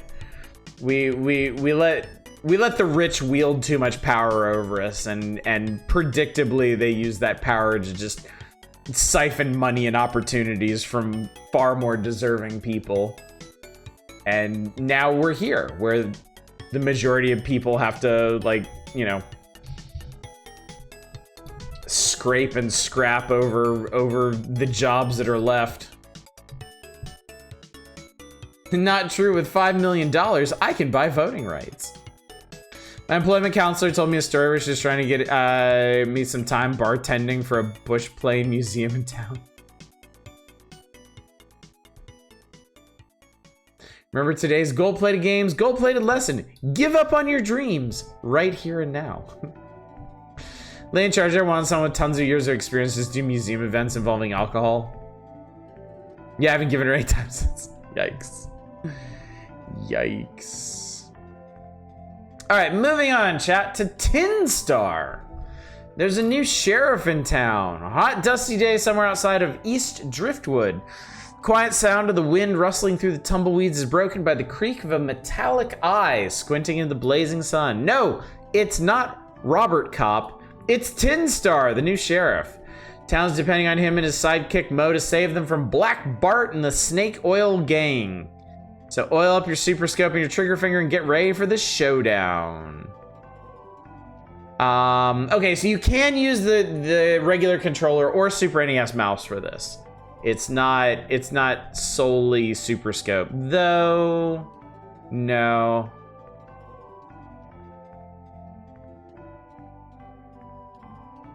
We could do. Is it as violent as RoboCop? I'm guessing not. I'm guessing it isn't. It's Manic Monday, chat. Tinstar's first day on the job begins before he even gets to town. He'll have to protect the stagecoach from bandits, break up a bar brawl, and stop a herd of stampeding cattle. What a start to the week. He thought Monday was bad. Train's coming to town. Bad Oil Gang wants to make it their own. Is it Bad Oil or Snake Oil? They seem to have failed to clarify that. Also, the printing on this copy is kind of fucked up. Everything is sort of out of focus here. So it looks like each day consists of target practice, like a couple shooting galleries, and then like a quick draw boss fight. Wednesday, Thursday, Friday, Saturday. There's some story progression here. Let's see here. Yeah, on Saturday, there's a sinister scheme. Turns the whole town against our hero. And then on the final day, Tinstar is banished and must clear his name. So it's RoboCop 2. Nothing is quite like RoboCop 2. All right, chat. I'm actually gonna spot you this one because this is another game that I've always been curious about. I myself want to give this one a try, just to see. It's on the house. It's been such a long and rambly road to get here. Let me do something for you.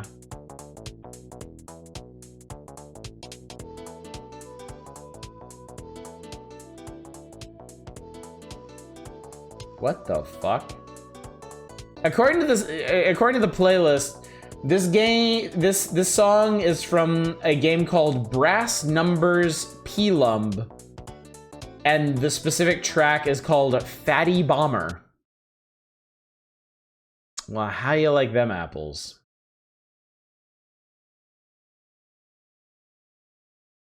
Nintendo.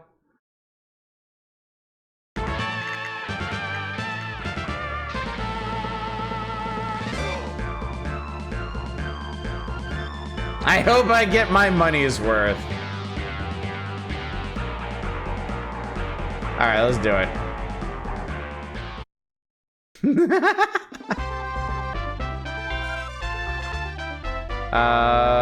Current game, yes. Monday.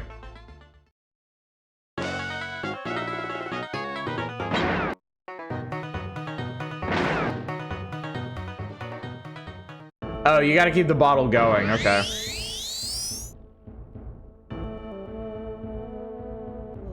I wonder if this game was any part of the inspiration for SteamWorld. You must be the new sheriff. Yep, and head of sanitation. Head of sanitation? Yep, I'm gonna clean up that there town. Are you waiting for the stagecoach as well? Yep, sure am. Well, aren't you going to remove your hat in front of a lady? I only remove my hat on Sundays, ma'am. Well, you have to sit up on the roof with all the other bags.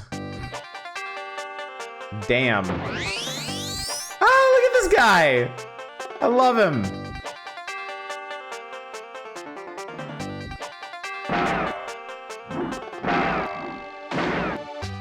Holy shit, you have to shoot these dudes until they explode.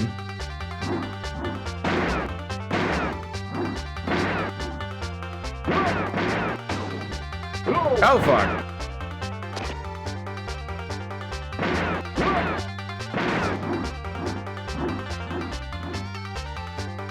This is really interesting.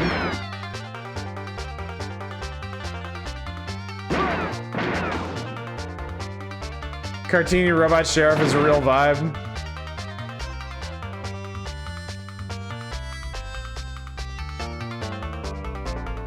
Okay. Boss Joe Twiddly approaching. Get ready.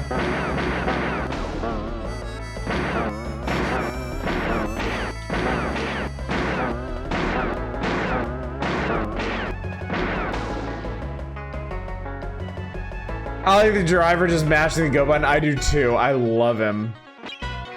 Undertakings. I wasted 8 bullets. 73% accuracy. I made a bunch of monies though. Oh, I made a bunch of monies though. No secret bonus.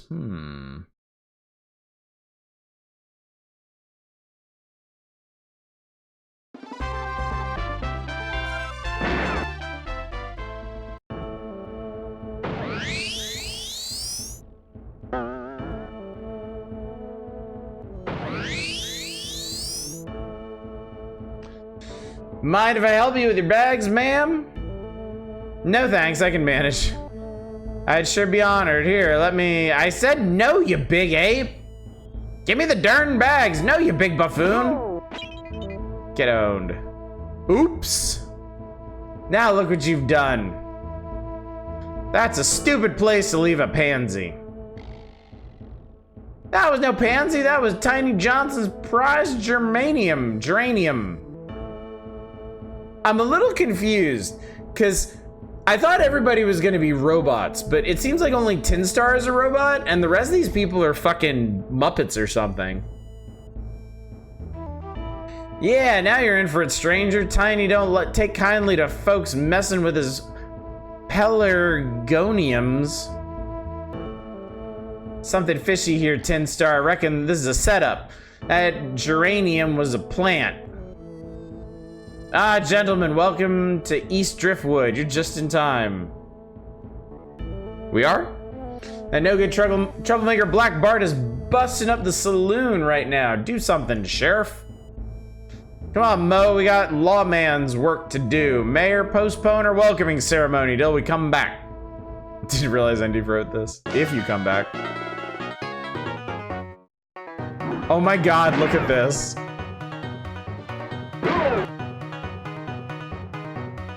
I don't know if I was supposed to shoot that person, but I did. Oh.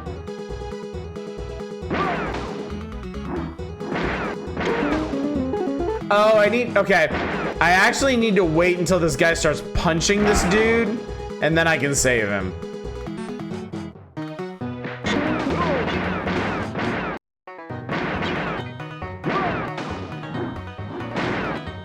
Shit, I fucked that up. Death is certain, chat.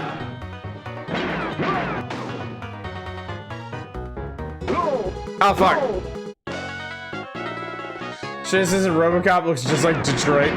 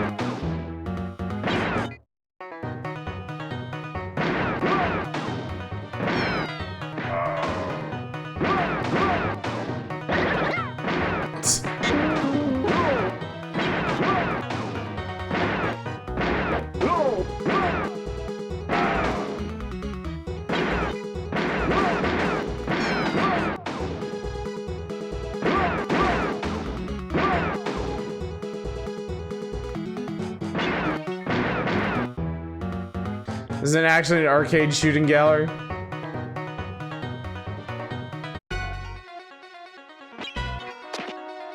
Wasted 12 bullets. Let's see how much they penalize me for murdering 2 innocents.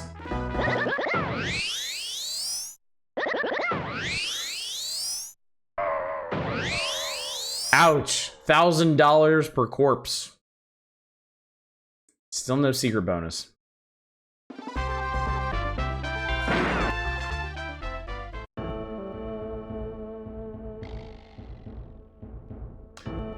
Hey, gorgeous, wow, you sure are a pretty thing. Why, thank you, stranger. You must be the new sheriff. At your service, ma'am. Tinstar, rustlers, they've tied up McNulty's cattle, and they're stampeding his men. No, I mean, I get the picture, Mo. Mount up. Hi-ho, aluminum, away.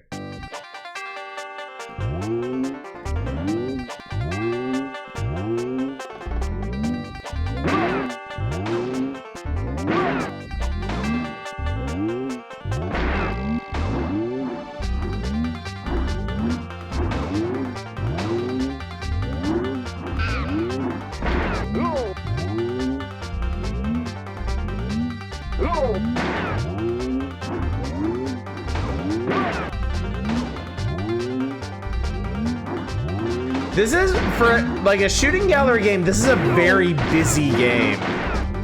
It is really kind of hard to pick out like the important stuff here.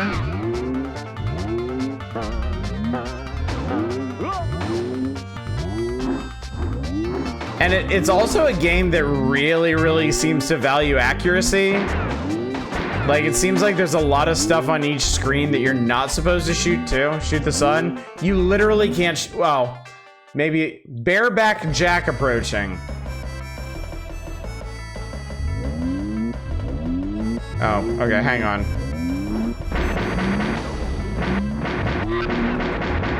Shooting the sun doesn't seem to do anything.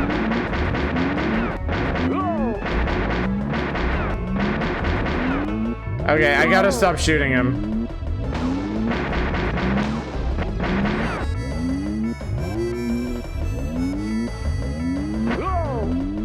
What the hell is going on? That was so weird. Tinstar is a guy on the screen, then who is shooting? It is a mystery. I wasted, goddamn, I wasted 66 bullets.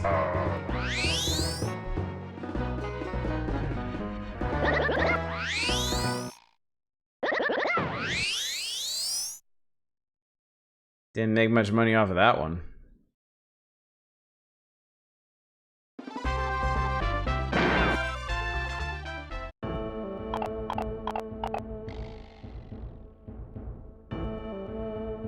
Run for your life! Tiny Johnson's in town. He's looking for that fool sheriff.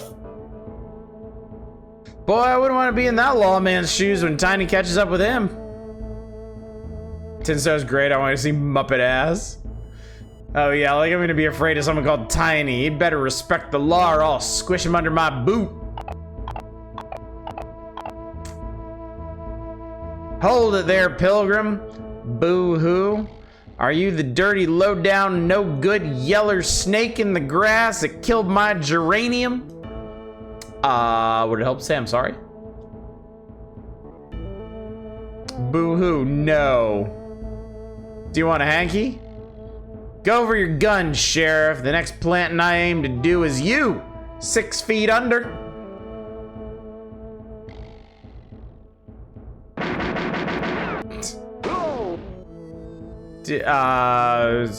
Am I supposed to do something? Oh. That's a weird way to do this. Like, you have to shoot the draw indicator and then you shoot him. Interesting way to do it. And you also need to kill him many, many times.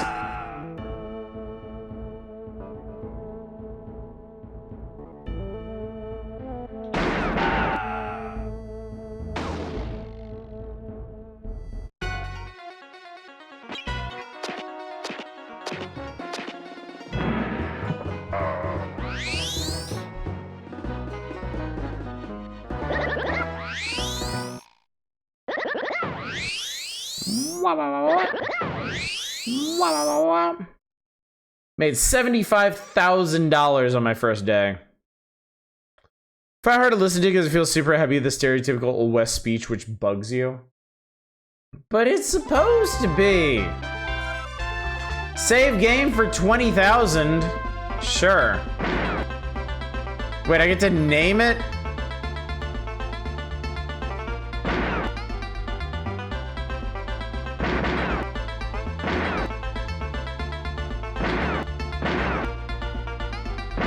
Yeehaw. Alright, I've saved the game. So if you are enjoying Tinstar, perhaps someday we can return to it. After the television show.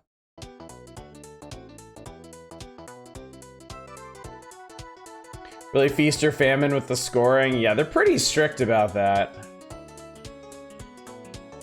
They are not screwing around on that. So, I mean, it's interesting. I'm of two minds about the art style in this. I like how evocative it is. I like how cartoony it is. You don't actually get a ton of that on the Super Nintendo, frankly. Like, it is a pretty gonzo art style, but it also makes each scene really busy in a game that really, really values accuracy. And that doesn't exactly work in its favor. So, but the mechanics are sound. It's pretty solid. Your stream froze? I'm not having any upload issues over here, so just so you know.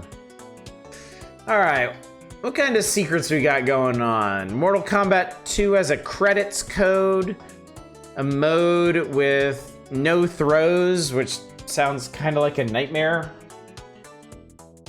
T2, the arcade game, has a stage skip, which is probably the only way that most people are going to see anything past that first garbage-ass stage.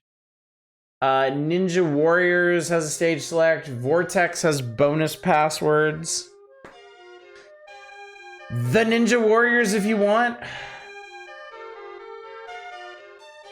Yeah, we can do a little Ninja Warriors. Why the hell not? Why the hell not? I mean, it's not like you requested fucking Vortex or something.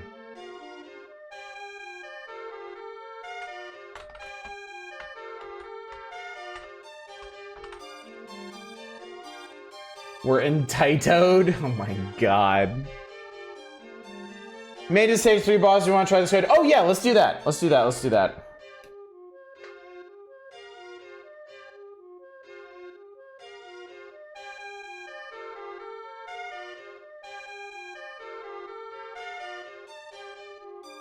Ninja Warriors. Oh, what is the code? Hey, somebody do me a favor. Transcribe the code from classified information into chat, because I can't see the magazine so clearly when I've actually got a game up on screen.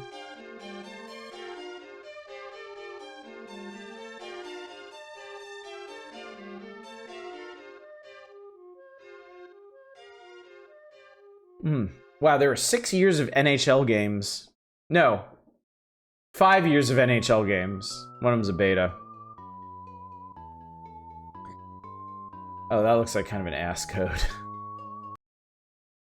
That code looks kind of like ass, but we can try it.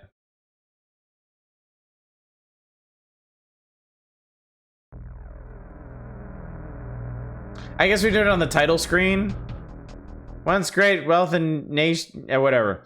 1, 2, 3, 4. 1, 2, 3, 4. 1, 2, 1, 2, 1, 2, 1, 2.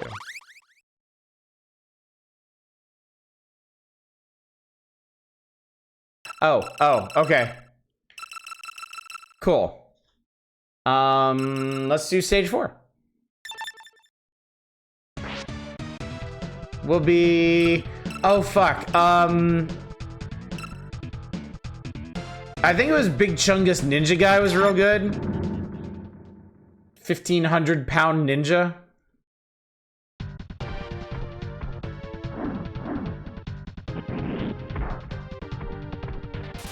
Yeah.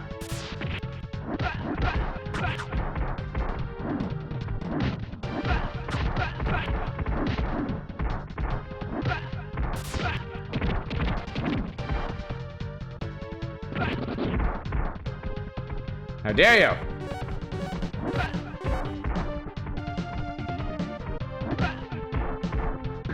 I appear to have made it to war-torn LA.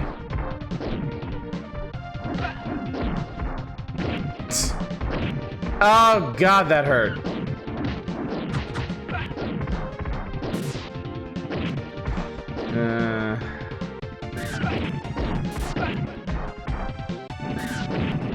Oh, that's a cool move.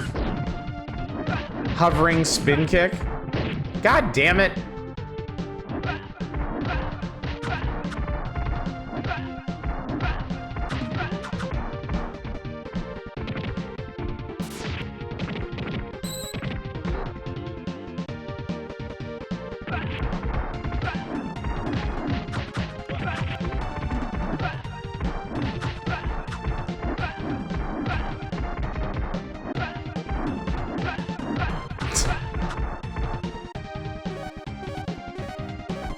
War-torn LA, or LA as we call it. Ah! Get absolutely fucked. Hey, you got a gun. That's not fair.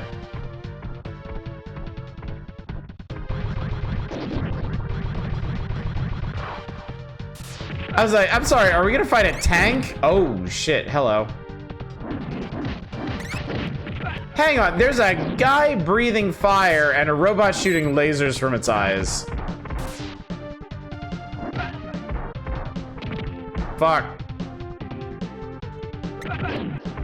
Like, I know what we need to do here, but it's not gonna be easy. There we go. I need to pick up guys and yeet. Oh, god damn it. There we go. Yeah, I need to pick up guys and yeet them at this dude.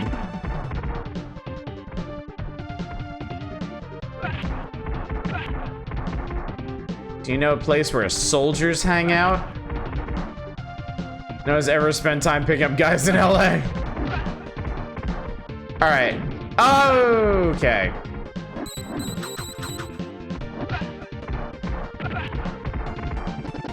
There we go. I did it, chat. It's a hilarious concept for the boss. That's one of the neat things about this game is it actually challenges you to use all of your different faculties when fighting enemies. Aw, let me punch the cars, man. Come on.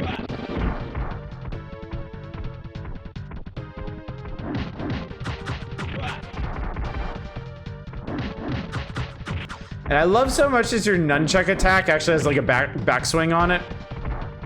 With these 80s ass cars, I do too, yeah. Automotive nostalgia.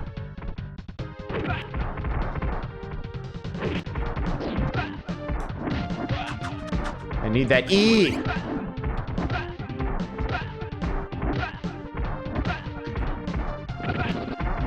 And I really love that most enemies just take one hit. I love how your basic walk is kicking up dirt heavy. Yeah. They did a great job with making this guy feel as, like, big and chunky as he is. Like, that's something that a lot of games don't get right with heavies.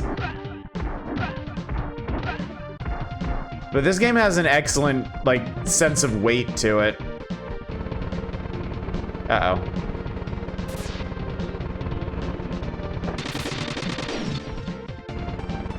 No, my Buick! Oh, fuck!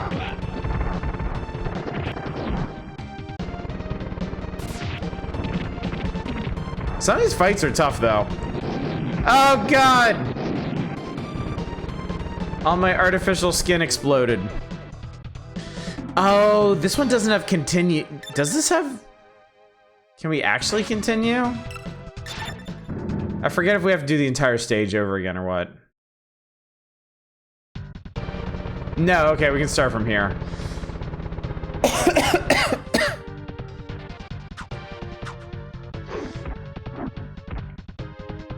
All right, Kunoichi Lady is unique because she can actually jump. And she may not be a robot, I'm not sure.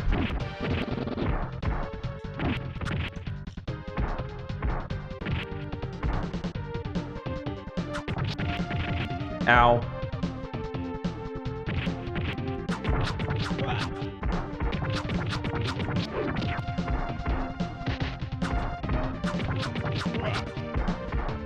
She also has the amazing ability to crouch and stab people in the ankles until they die.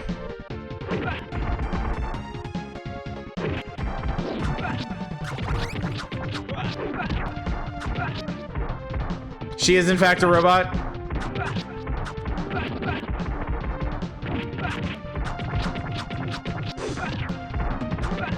I guess if you are an accomplished roboticist, at some point you do have to make the sexy robot. There's just no getting around it, really.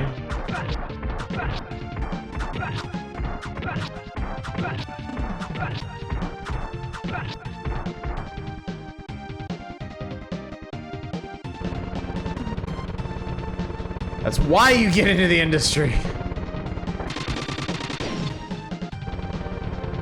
I love that helicopter's like, fuck this car in particular. Is Data the sexy robot? No, actually. Star Trek actually has a fine time-honored tradition of sexy robots, starting with the original series.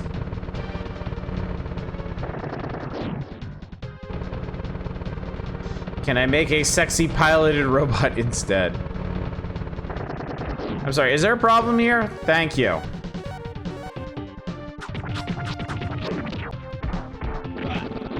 Wet. This is actually a really interesting brawler in that I don't think jump-ins are very good in this. Like, pretty much every time I've tried to jump in this, like, the enemies have interrupted the combo I was attempting. You seem to do a lot better with just working on spacing.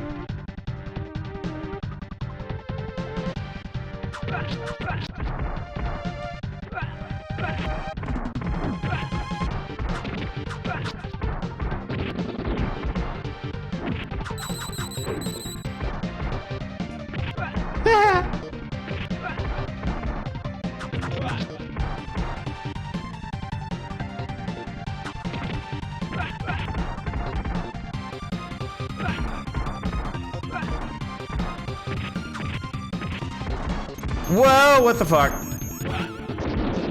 Oh. Okay. Dude just happens to have an orbital laser.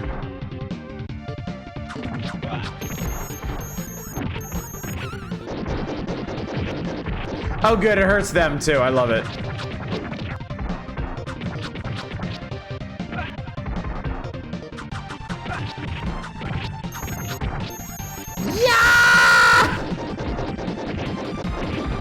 Oh, that's right, yeah. All of her sexy skin explodes off too.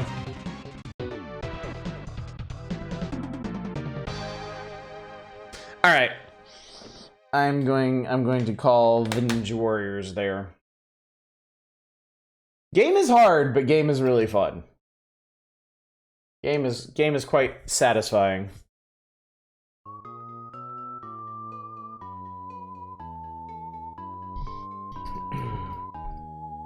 All right, there's 8 stages of that. Damn, that is a lot of brawling to do, frankly.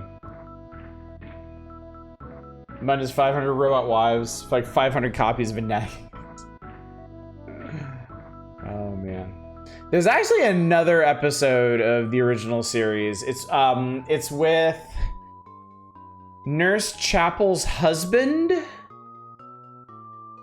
He's like a roboticist, and he figured out how to build like convincing android people, and he built a sexy android lady, and his entire plot is unraveled because the sexy robot lady wants to fuck Kirk, and he won't. A racing game where you shoot your fellow opponents with a gun. All right, we got F1 ROC2. Oh yeah, this is the one that has that weird has the super scope support for some reason. Oh no, Lamborghini American Challenges. Sorry, my bad. Yeah.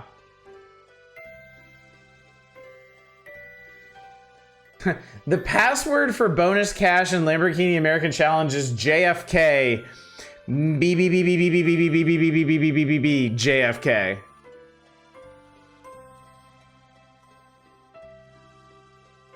Sim Ant doesn't actually have a tip for you. It's just if you click on the cat on the exterior view, they fall off the fence. It's an American challenge, so you need to be able to shoot.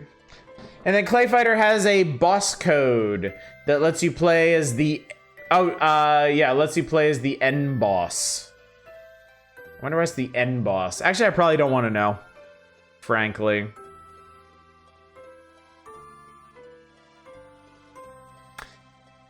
So we made it to the Final Fantasy III feature. We're gonna skip over this because this final Final Fantasy III feature is going to outline everything you do in the World of Ruin.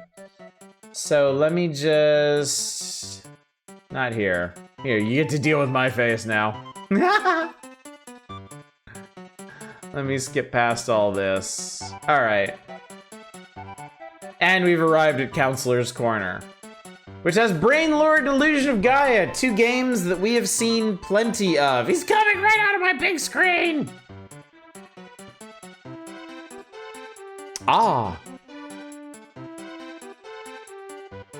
Where's the 3rd red jewel? Where's the elevator key in the diamond mines? And how do I get past the 2 statues in the Sky Garden? I was actually stuck on that for a hot minute. We'll get to that one in 4 days or so.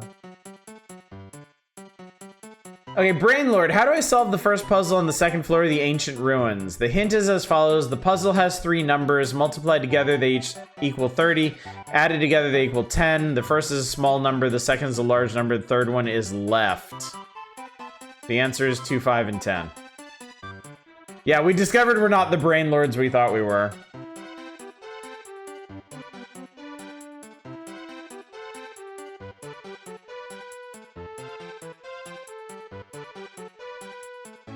Either Nintendo Power explained this really badly, or this is a really shitty puzzle.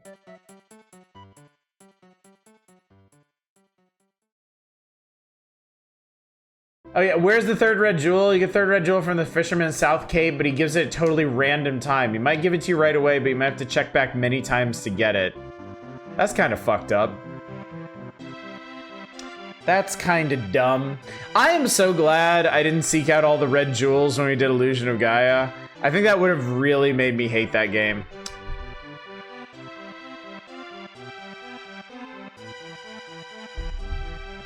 It's time, chat! Blackthorn, where's the 2nd bridge key and 3rd mine stage? How do I reach the generator mine level 3? I did all that.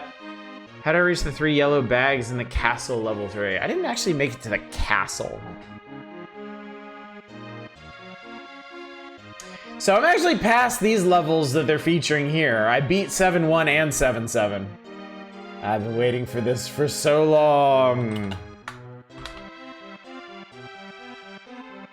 Alright, chat. Let's get back to it. This is a game called Donkey Kong when there's no donkeys! Truly a mystery for the ages. Truly, we may never know.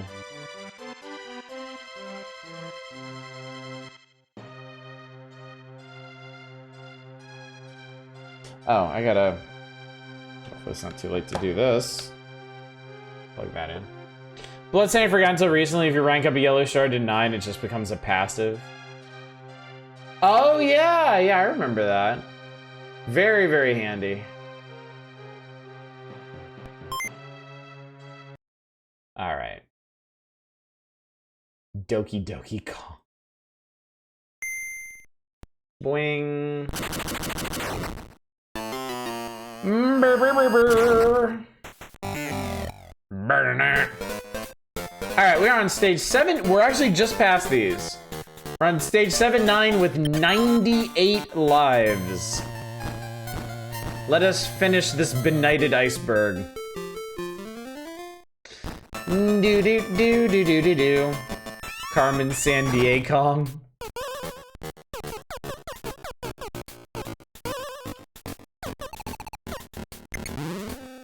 Okay, we actually, I think we need these going down. No, God! Alright, that's death. Death is certain, chat.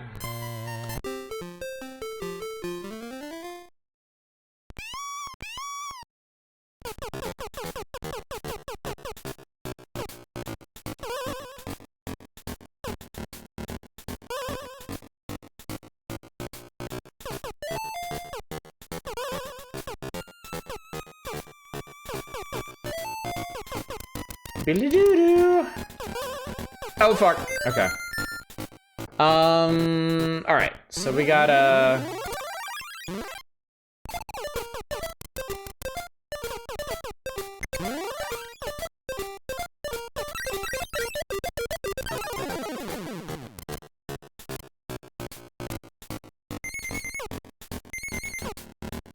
yeah!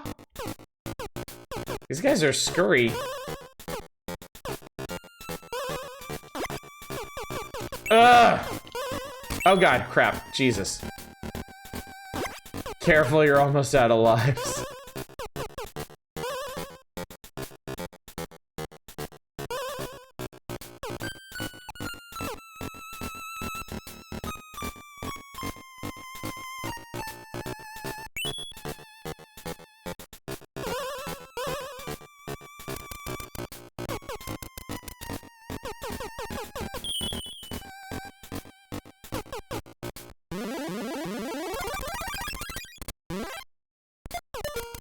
So you have to flip this switch.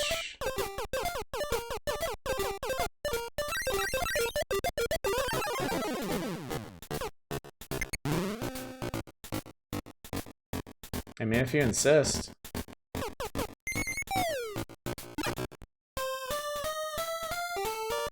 Okay.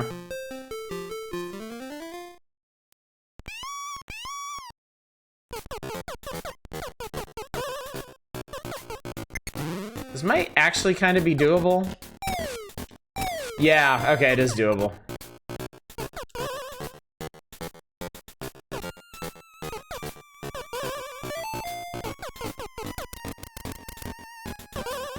Oh god! I almost beefed that one. I guess I didn't need to go for the umbrella first, because I gotta go through there anyway.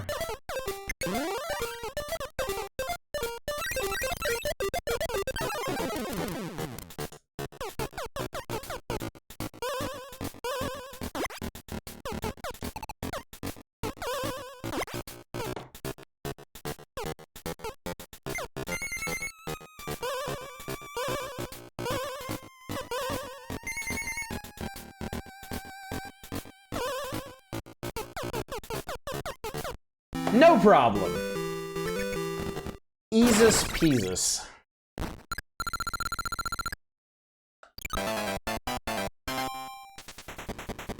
See if I can recoup all those lives I lost. Boo! Boo on your one-up. I require multiple ups. I require big ups. That key is right there. Like, right there, right there. Oh, fuck.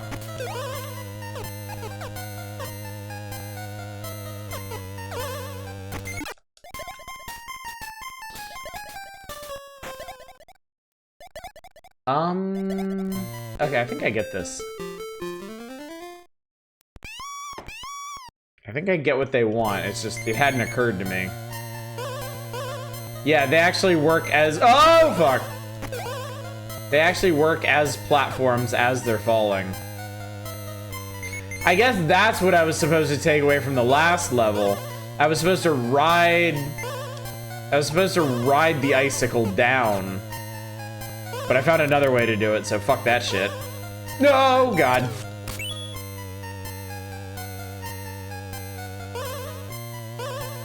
Oh, God damn it. The ice physics are really fucking with me on this level.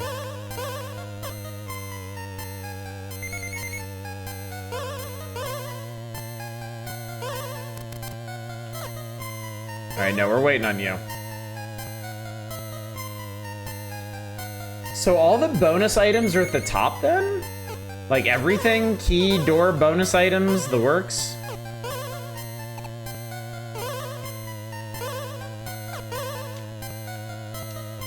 Oh no, oh no, you gotta get on that as it's falling.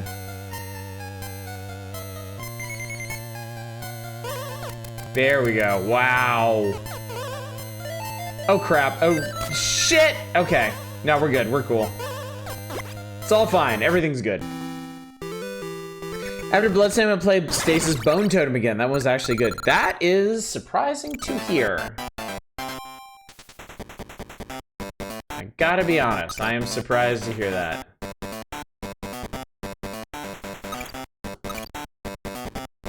Two Marios, two ups.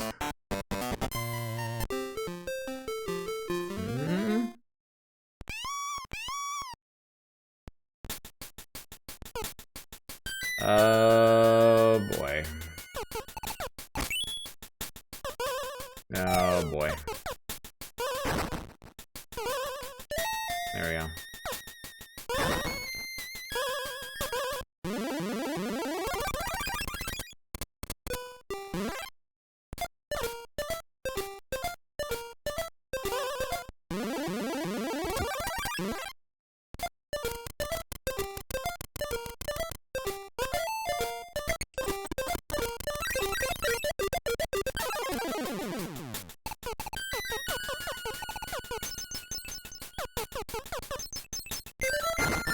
I just realized I wasn't paying any attention to where the door is.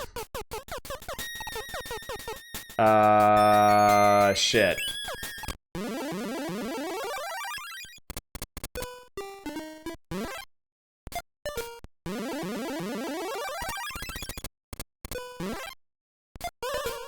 Oh, Christ.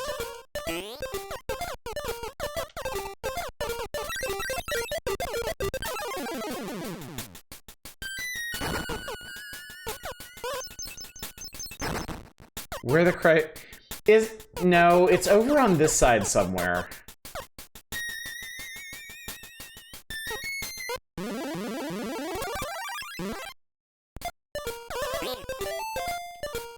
No, you're fine, everything's fine.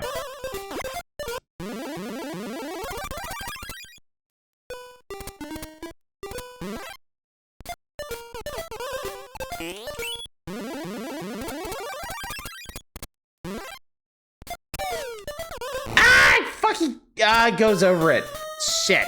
Okay, this is fine. This will let me see where the door is. Oh, I had it too. I had the right idea. If that guy hadn't toasted me, I would have been fine.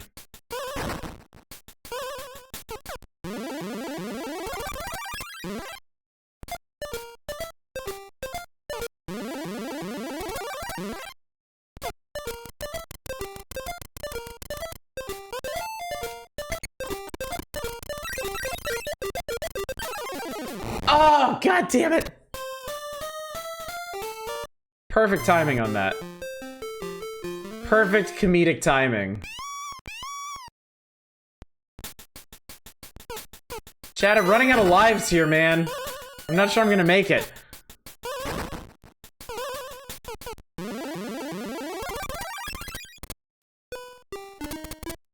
How many worlds in this? I don't know, actually.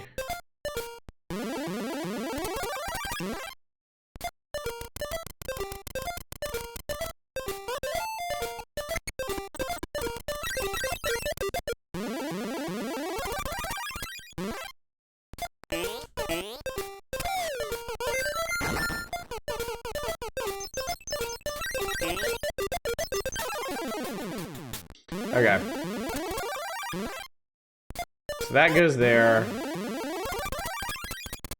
We'll put that there. We'll put this here.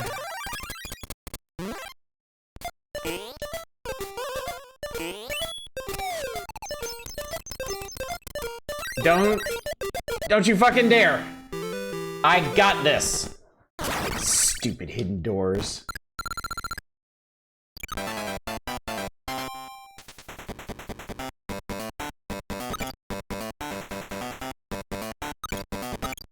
Damn it. Alright.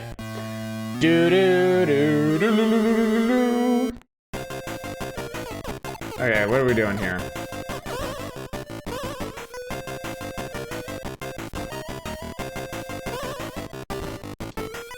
I'm standing on the frickin' thing. Oh god, the ice physics. The ice physics here are a nightmare.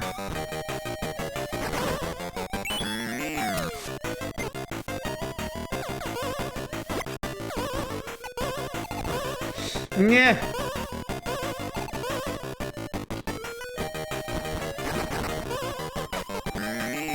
No, the other way. Go the other way. Say the 100 levels with 12 levels per world. That's 10 worlds.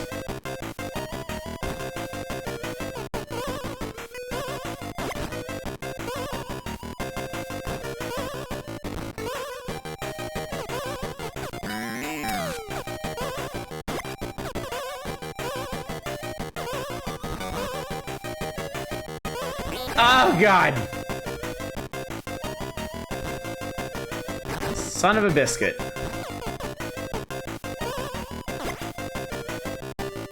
Oh! Shit.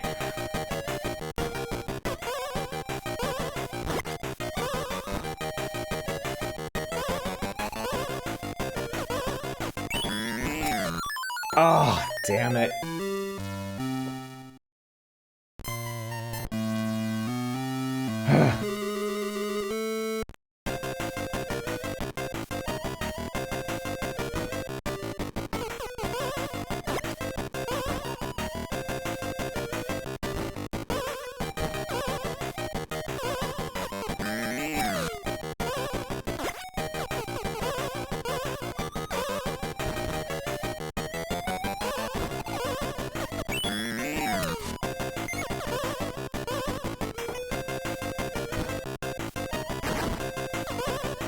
Oh, I can't get up there. Damn it.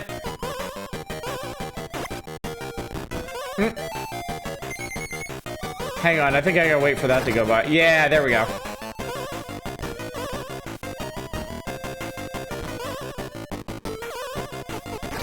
Boom! Got his ass.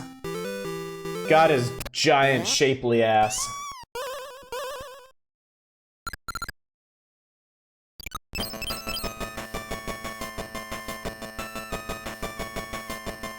The hell are we going now?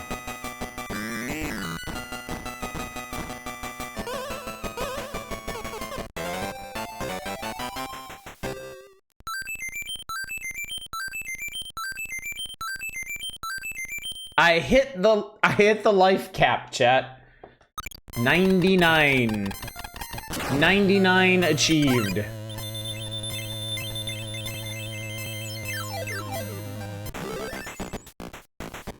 Jesus fucking Christ, that's a lot of levels. 4, 8, 12, 16. 16 levels in Rocky Valley. Fuck my life.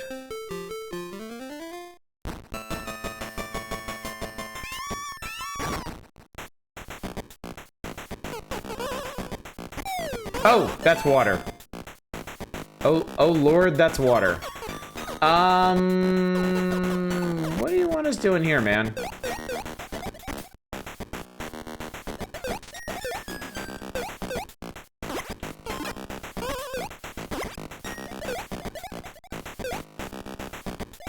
Oh, so with the key, you actually platform underwater.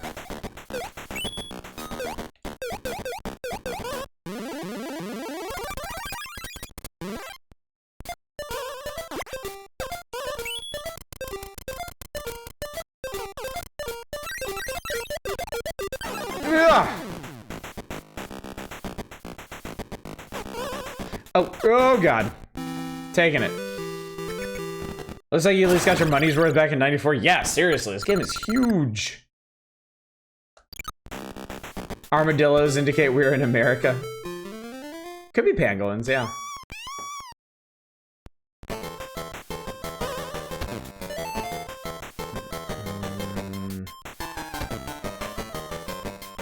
I see how this is gonna go.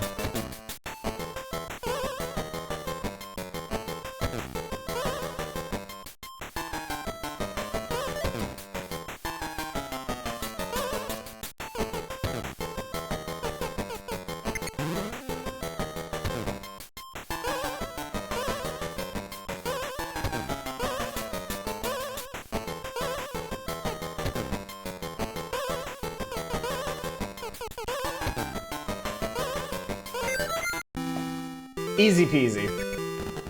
I think the final tower isn't as large as only 8 or 12 stages, still a sizable game. Yeah, this is a big ass game. No doubt. Oh good, I got an extra life, chat.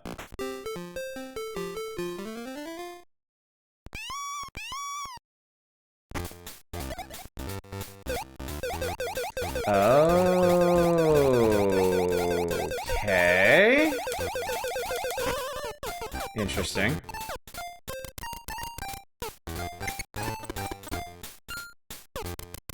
Yeah. This is like 3 Game Boy titles worth of maps. It is impressive, isn't it? Oh fuck. Oh Jesus. Oh God. Oh Lord.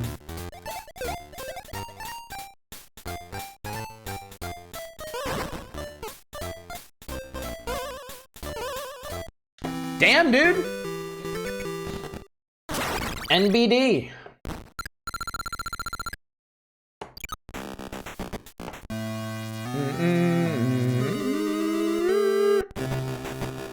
Oh, what the fuck is going on? Oh, dear God.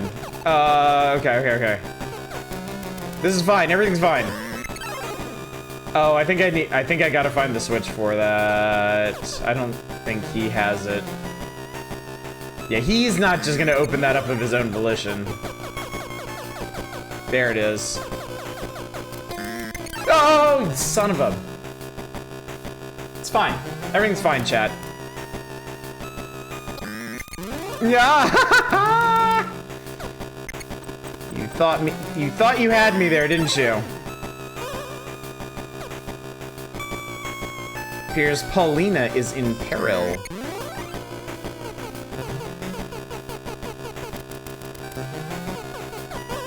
All right, we got it. Score.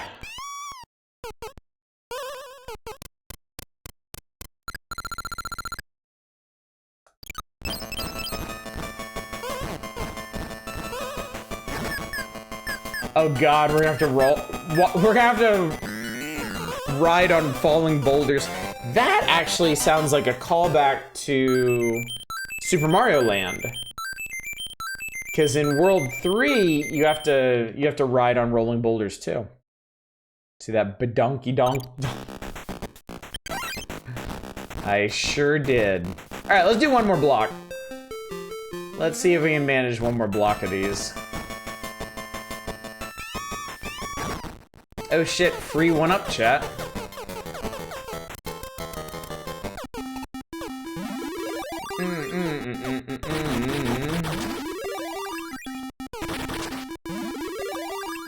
Fuck those guys in general. Ugh. There we go. Oh, I ran out. Oh, fuck. Okay. Do I have to get that up there, or is there another one up here?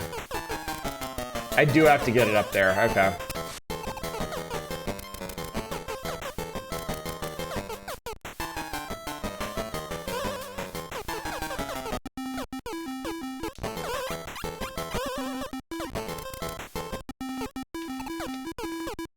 I gotta get it all the way up.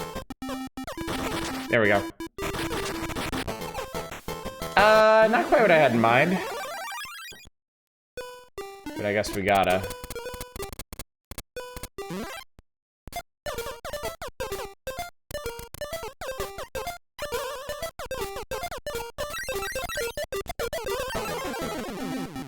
Oh, that was awkward and weird.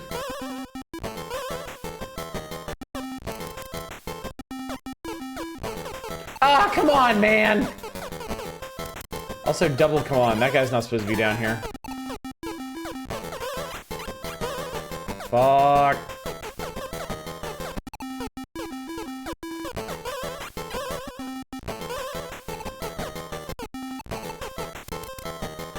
Shit!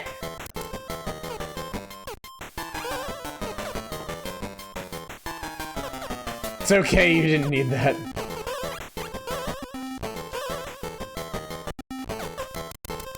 No!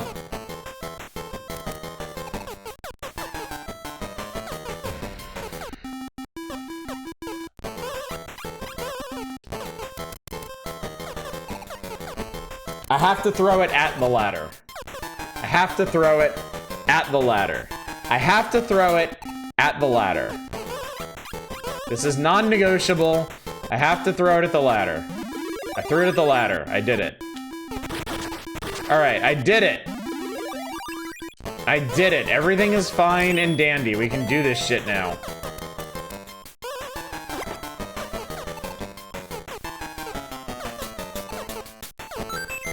I didn't get the hat. I don't give a fuck. Doesn't matter. God, that was an ordeal.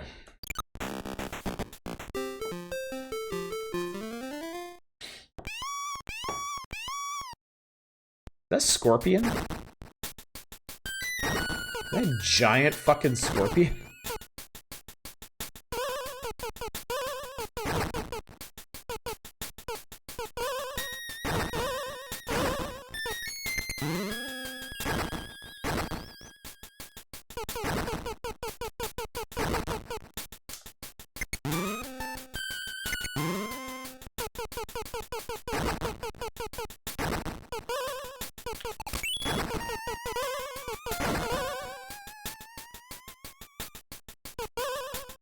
Ah!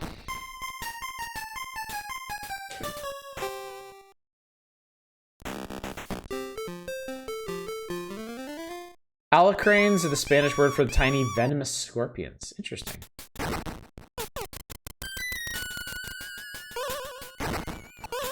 Oh, I think I may have...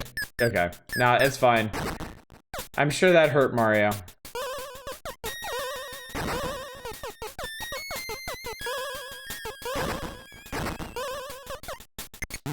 Okay, I'm sure there's a reason we pushed that. I'm certain of it. Oh, that opens the door. Oh, all these switches are connected. Okay, they're all the same switch.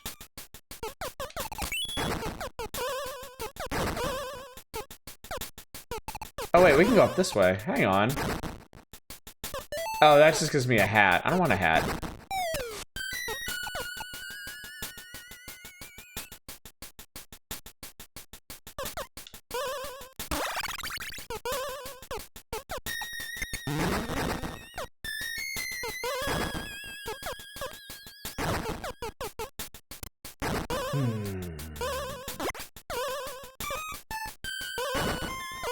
Oh, I didn't actually want to come up here. Ha ha ha ha. Ha ha ha ha ha, I knew that.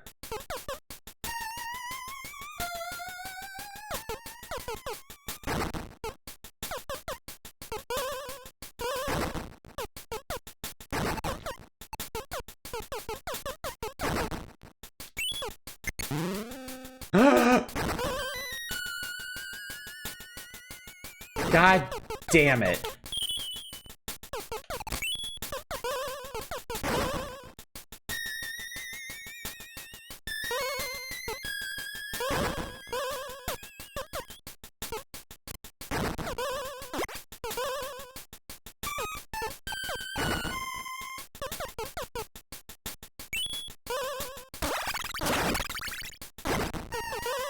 You can actually combo those.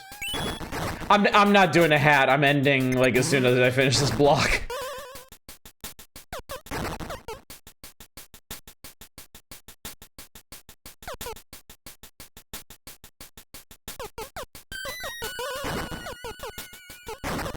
Yeah.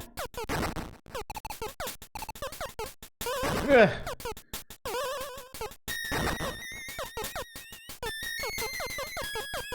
Okay, that side. Go sit over there. Boo. Oh, get over it. I'm saving you coins. Don't you boo me.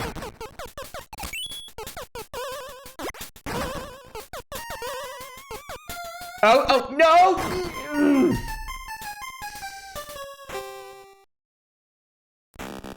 I forgot about the one up there. Get one of those old pointy sleeping hats with the pom-pom on the end. I think we technically have one of those, I think.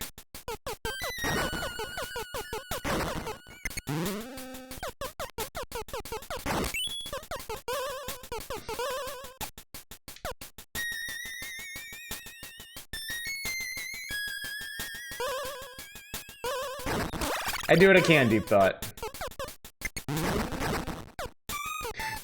Doesn't take much effort on my part, it just happens. Just kind of the way things go around here.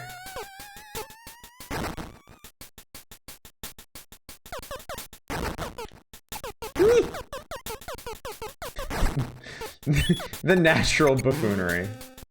Oh, how am I gonna do that? Fuck.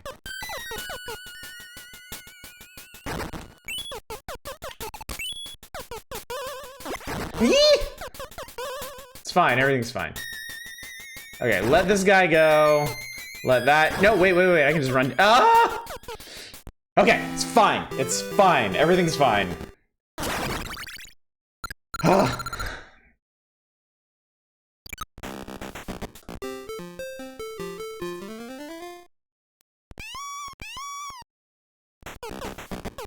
This looks like horse shit.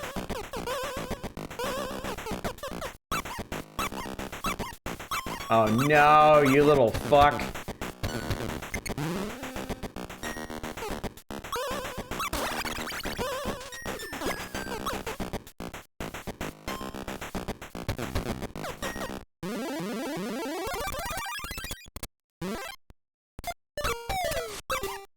It's fine.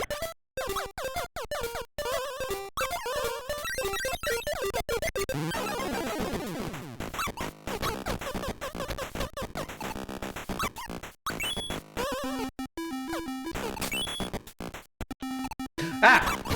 Well, shit. Alright, well, I guess we're getting that key. Wait, can you get the key again? I don't know if you can.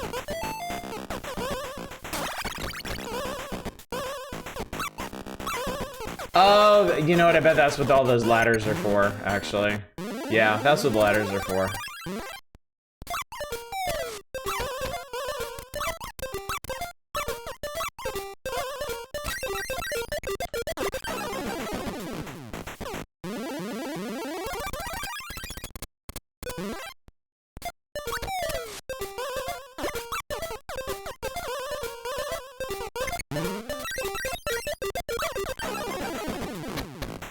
Alright, no problem. No problem.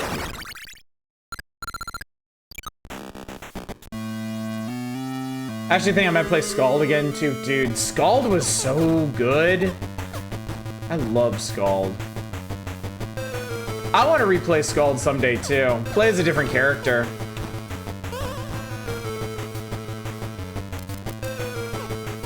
No, okay.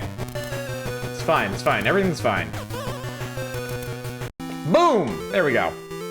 Block complete. Yeah, it really does have one of the best cosmic horror endings ever. It is spot on.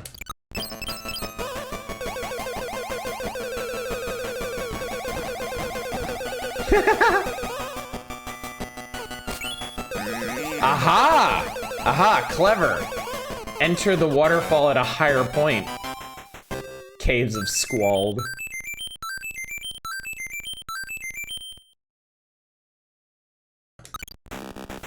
Yes, we're gonna save. Okay. That is gonna do it for Donkey Kong tonight, and that's gonna do it for the stream tonight. We gotta be getting close to the end of this. Surely, right? There can't be that much more.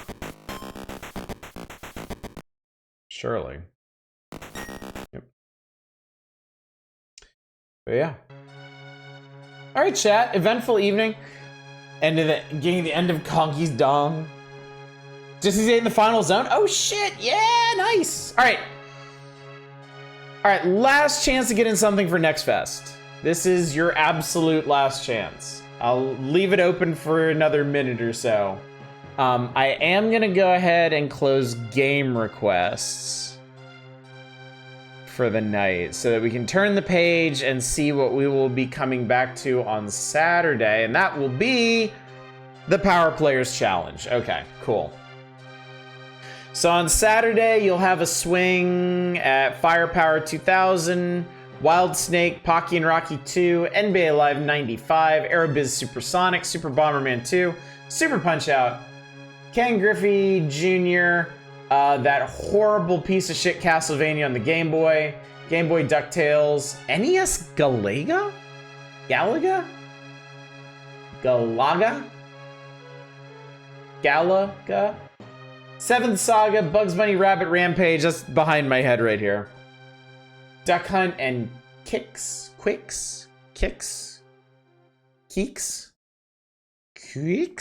I don't know. So there's plenty to look forward to on Saturday, chat. We may be able to finish the magazine on Saturday. It depends. Pronounced quiche. We've still got... It's pronounced like the peanut butter.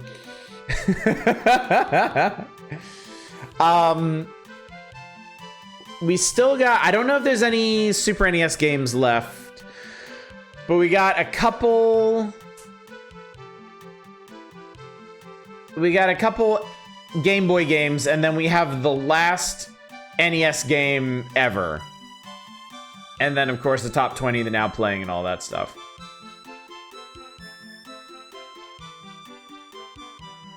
I thought we were submitting them on next game. See, this is why you read the instructions. Because then you would know how things work. I get it. Me explaining the process in great detail is always going to be lost on some people, but I do it anyway. Instruction manuals, games don't come with those anymore, and we're all poorer for it, really. The era of instruction manuals was a wonderful time, especially the really like detailed ones, the ones that were like actual books. I've come to the beginning of a stream for like 8 years due to work. Yeah, it's on Discord. The instructions are posted up on Discord. Also, the bot is reminding people every 20 minutes of how this works, so just saying. Big box PC games were where it's at, yeah, definitely. You did, Eva, you did good on that. I will give you that one. You did only submit one thing. All right. All right, chat. I'm closing down. You've had your fun. We have plenty of submissions now. I'm satisfied with our demo process. I have manuals and you have a 45-minute YouTube video on each mechanic or a user-submitted fan wiki. All right, we did that. I'm gonna take that. So we ended up with 17 Next Fest requests, chat. It is gonna be a thick-ass wheel tomorrow. Assuming they're all legit. 2025, no, it's all on Discord. Tragic. All right, so tomorrow night, chat. Tomorrow night is our Next Fest demo wheel. I'm super excited. I hope you're super excited. We're gonna play a whole bunch of demos. And somebody's gonna be a big winner tomorrow night. Somebody is going to be the selector of the most entertaining game of the evening, no matter what. We'll be back here to the magazine on Saturday, endeavoring to finish it. If we do, great. If we don't, great. We'll see what happens. Lord knows we may get hung up on the final NES game in human history, because that'll be a big old moment for us, big old punctuation mark on the run of the NES. No stream on Sunday, on stream on Sunday, and then Final Fantasy VI will be back on Monday. That's the plan, chat. That's what's going on. So let's go find somebody to raid. Let's go see who's up. Go see who's knocking around. I see Dama and I see Bassie, and I raid Dama all the time, so I'm gonna default over to Bassie. Oh, Bassie's doing Monster Hunter World. Wilds, sorry, not World. World was the old one, Wilds is the new one. Name your iterations of games with different letters, man. Don't start them all with W, god damn it. I'm gonna make you play Castlevania Adventure for calling me out. You gotta show up at the beginning of the stream if you wanna do that. You gotta get here before I move on. It's gonna be a race, Eva. Who's gonna win? All right, anyway, thank you all so much for coming out tonight. Thanks for joining me for another evening of the Power Hours and Nintendo Power. And we're one step closer to the end of 1994 and the beginning of 1995. It's gonna be very exciting. So much stuff in 1995, so much to talk about, but that is a story for another time. For now, I will bid you farewell, and hopefully I will see you out tomorrow night for our big Next Fest demo night. But until then, as always, y'all take care. Bye, everybody.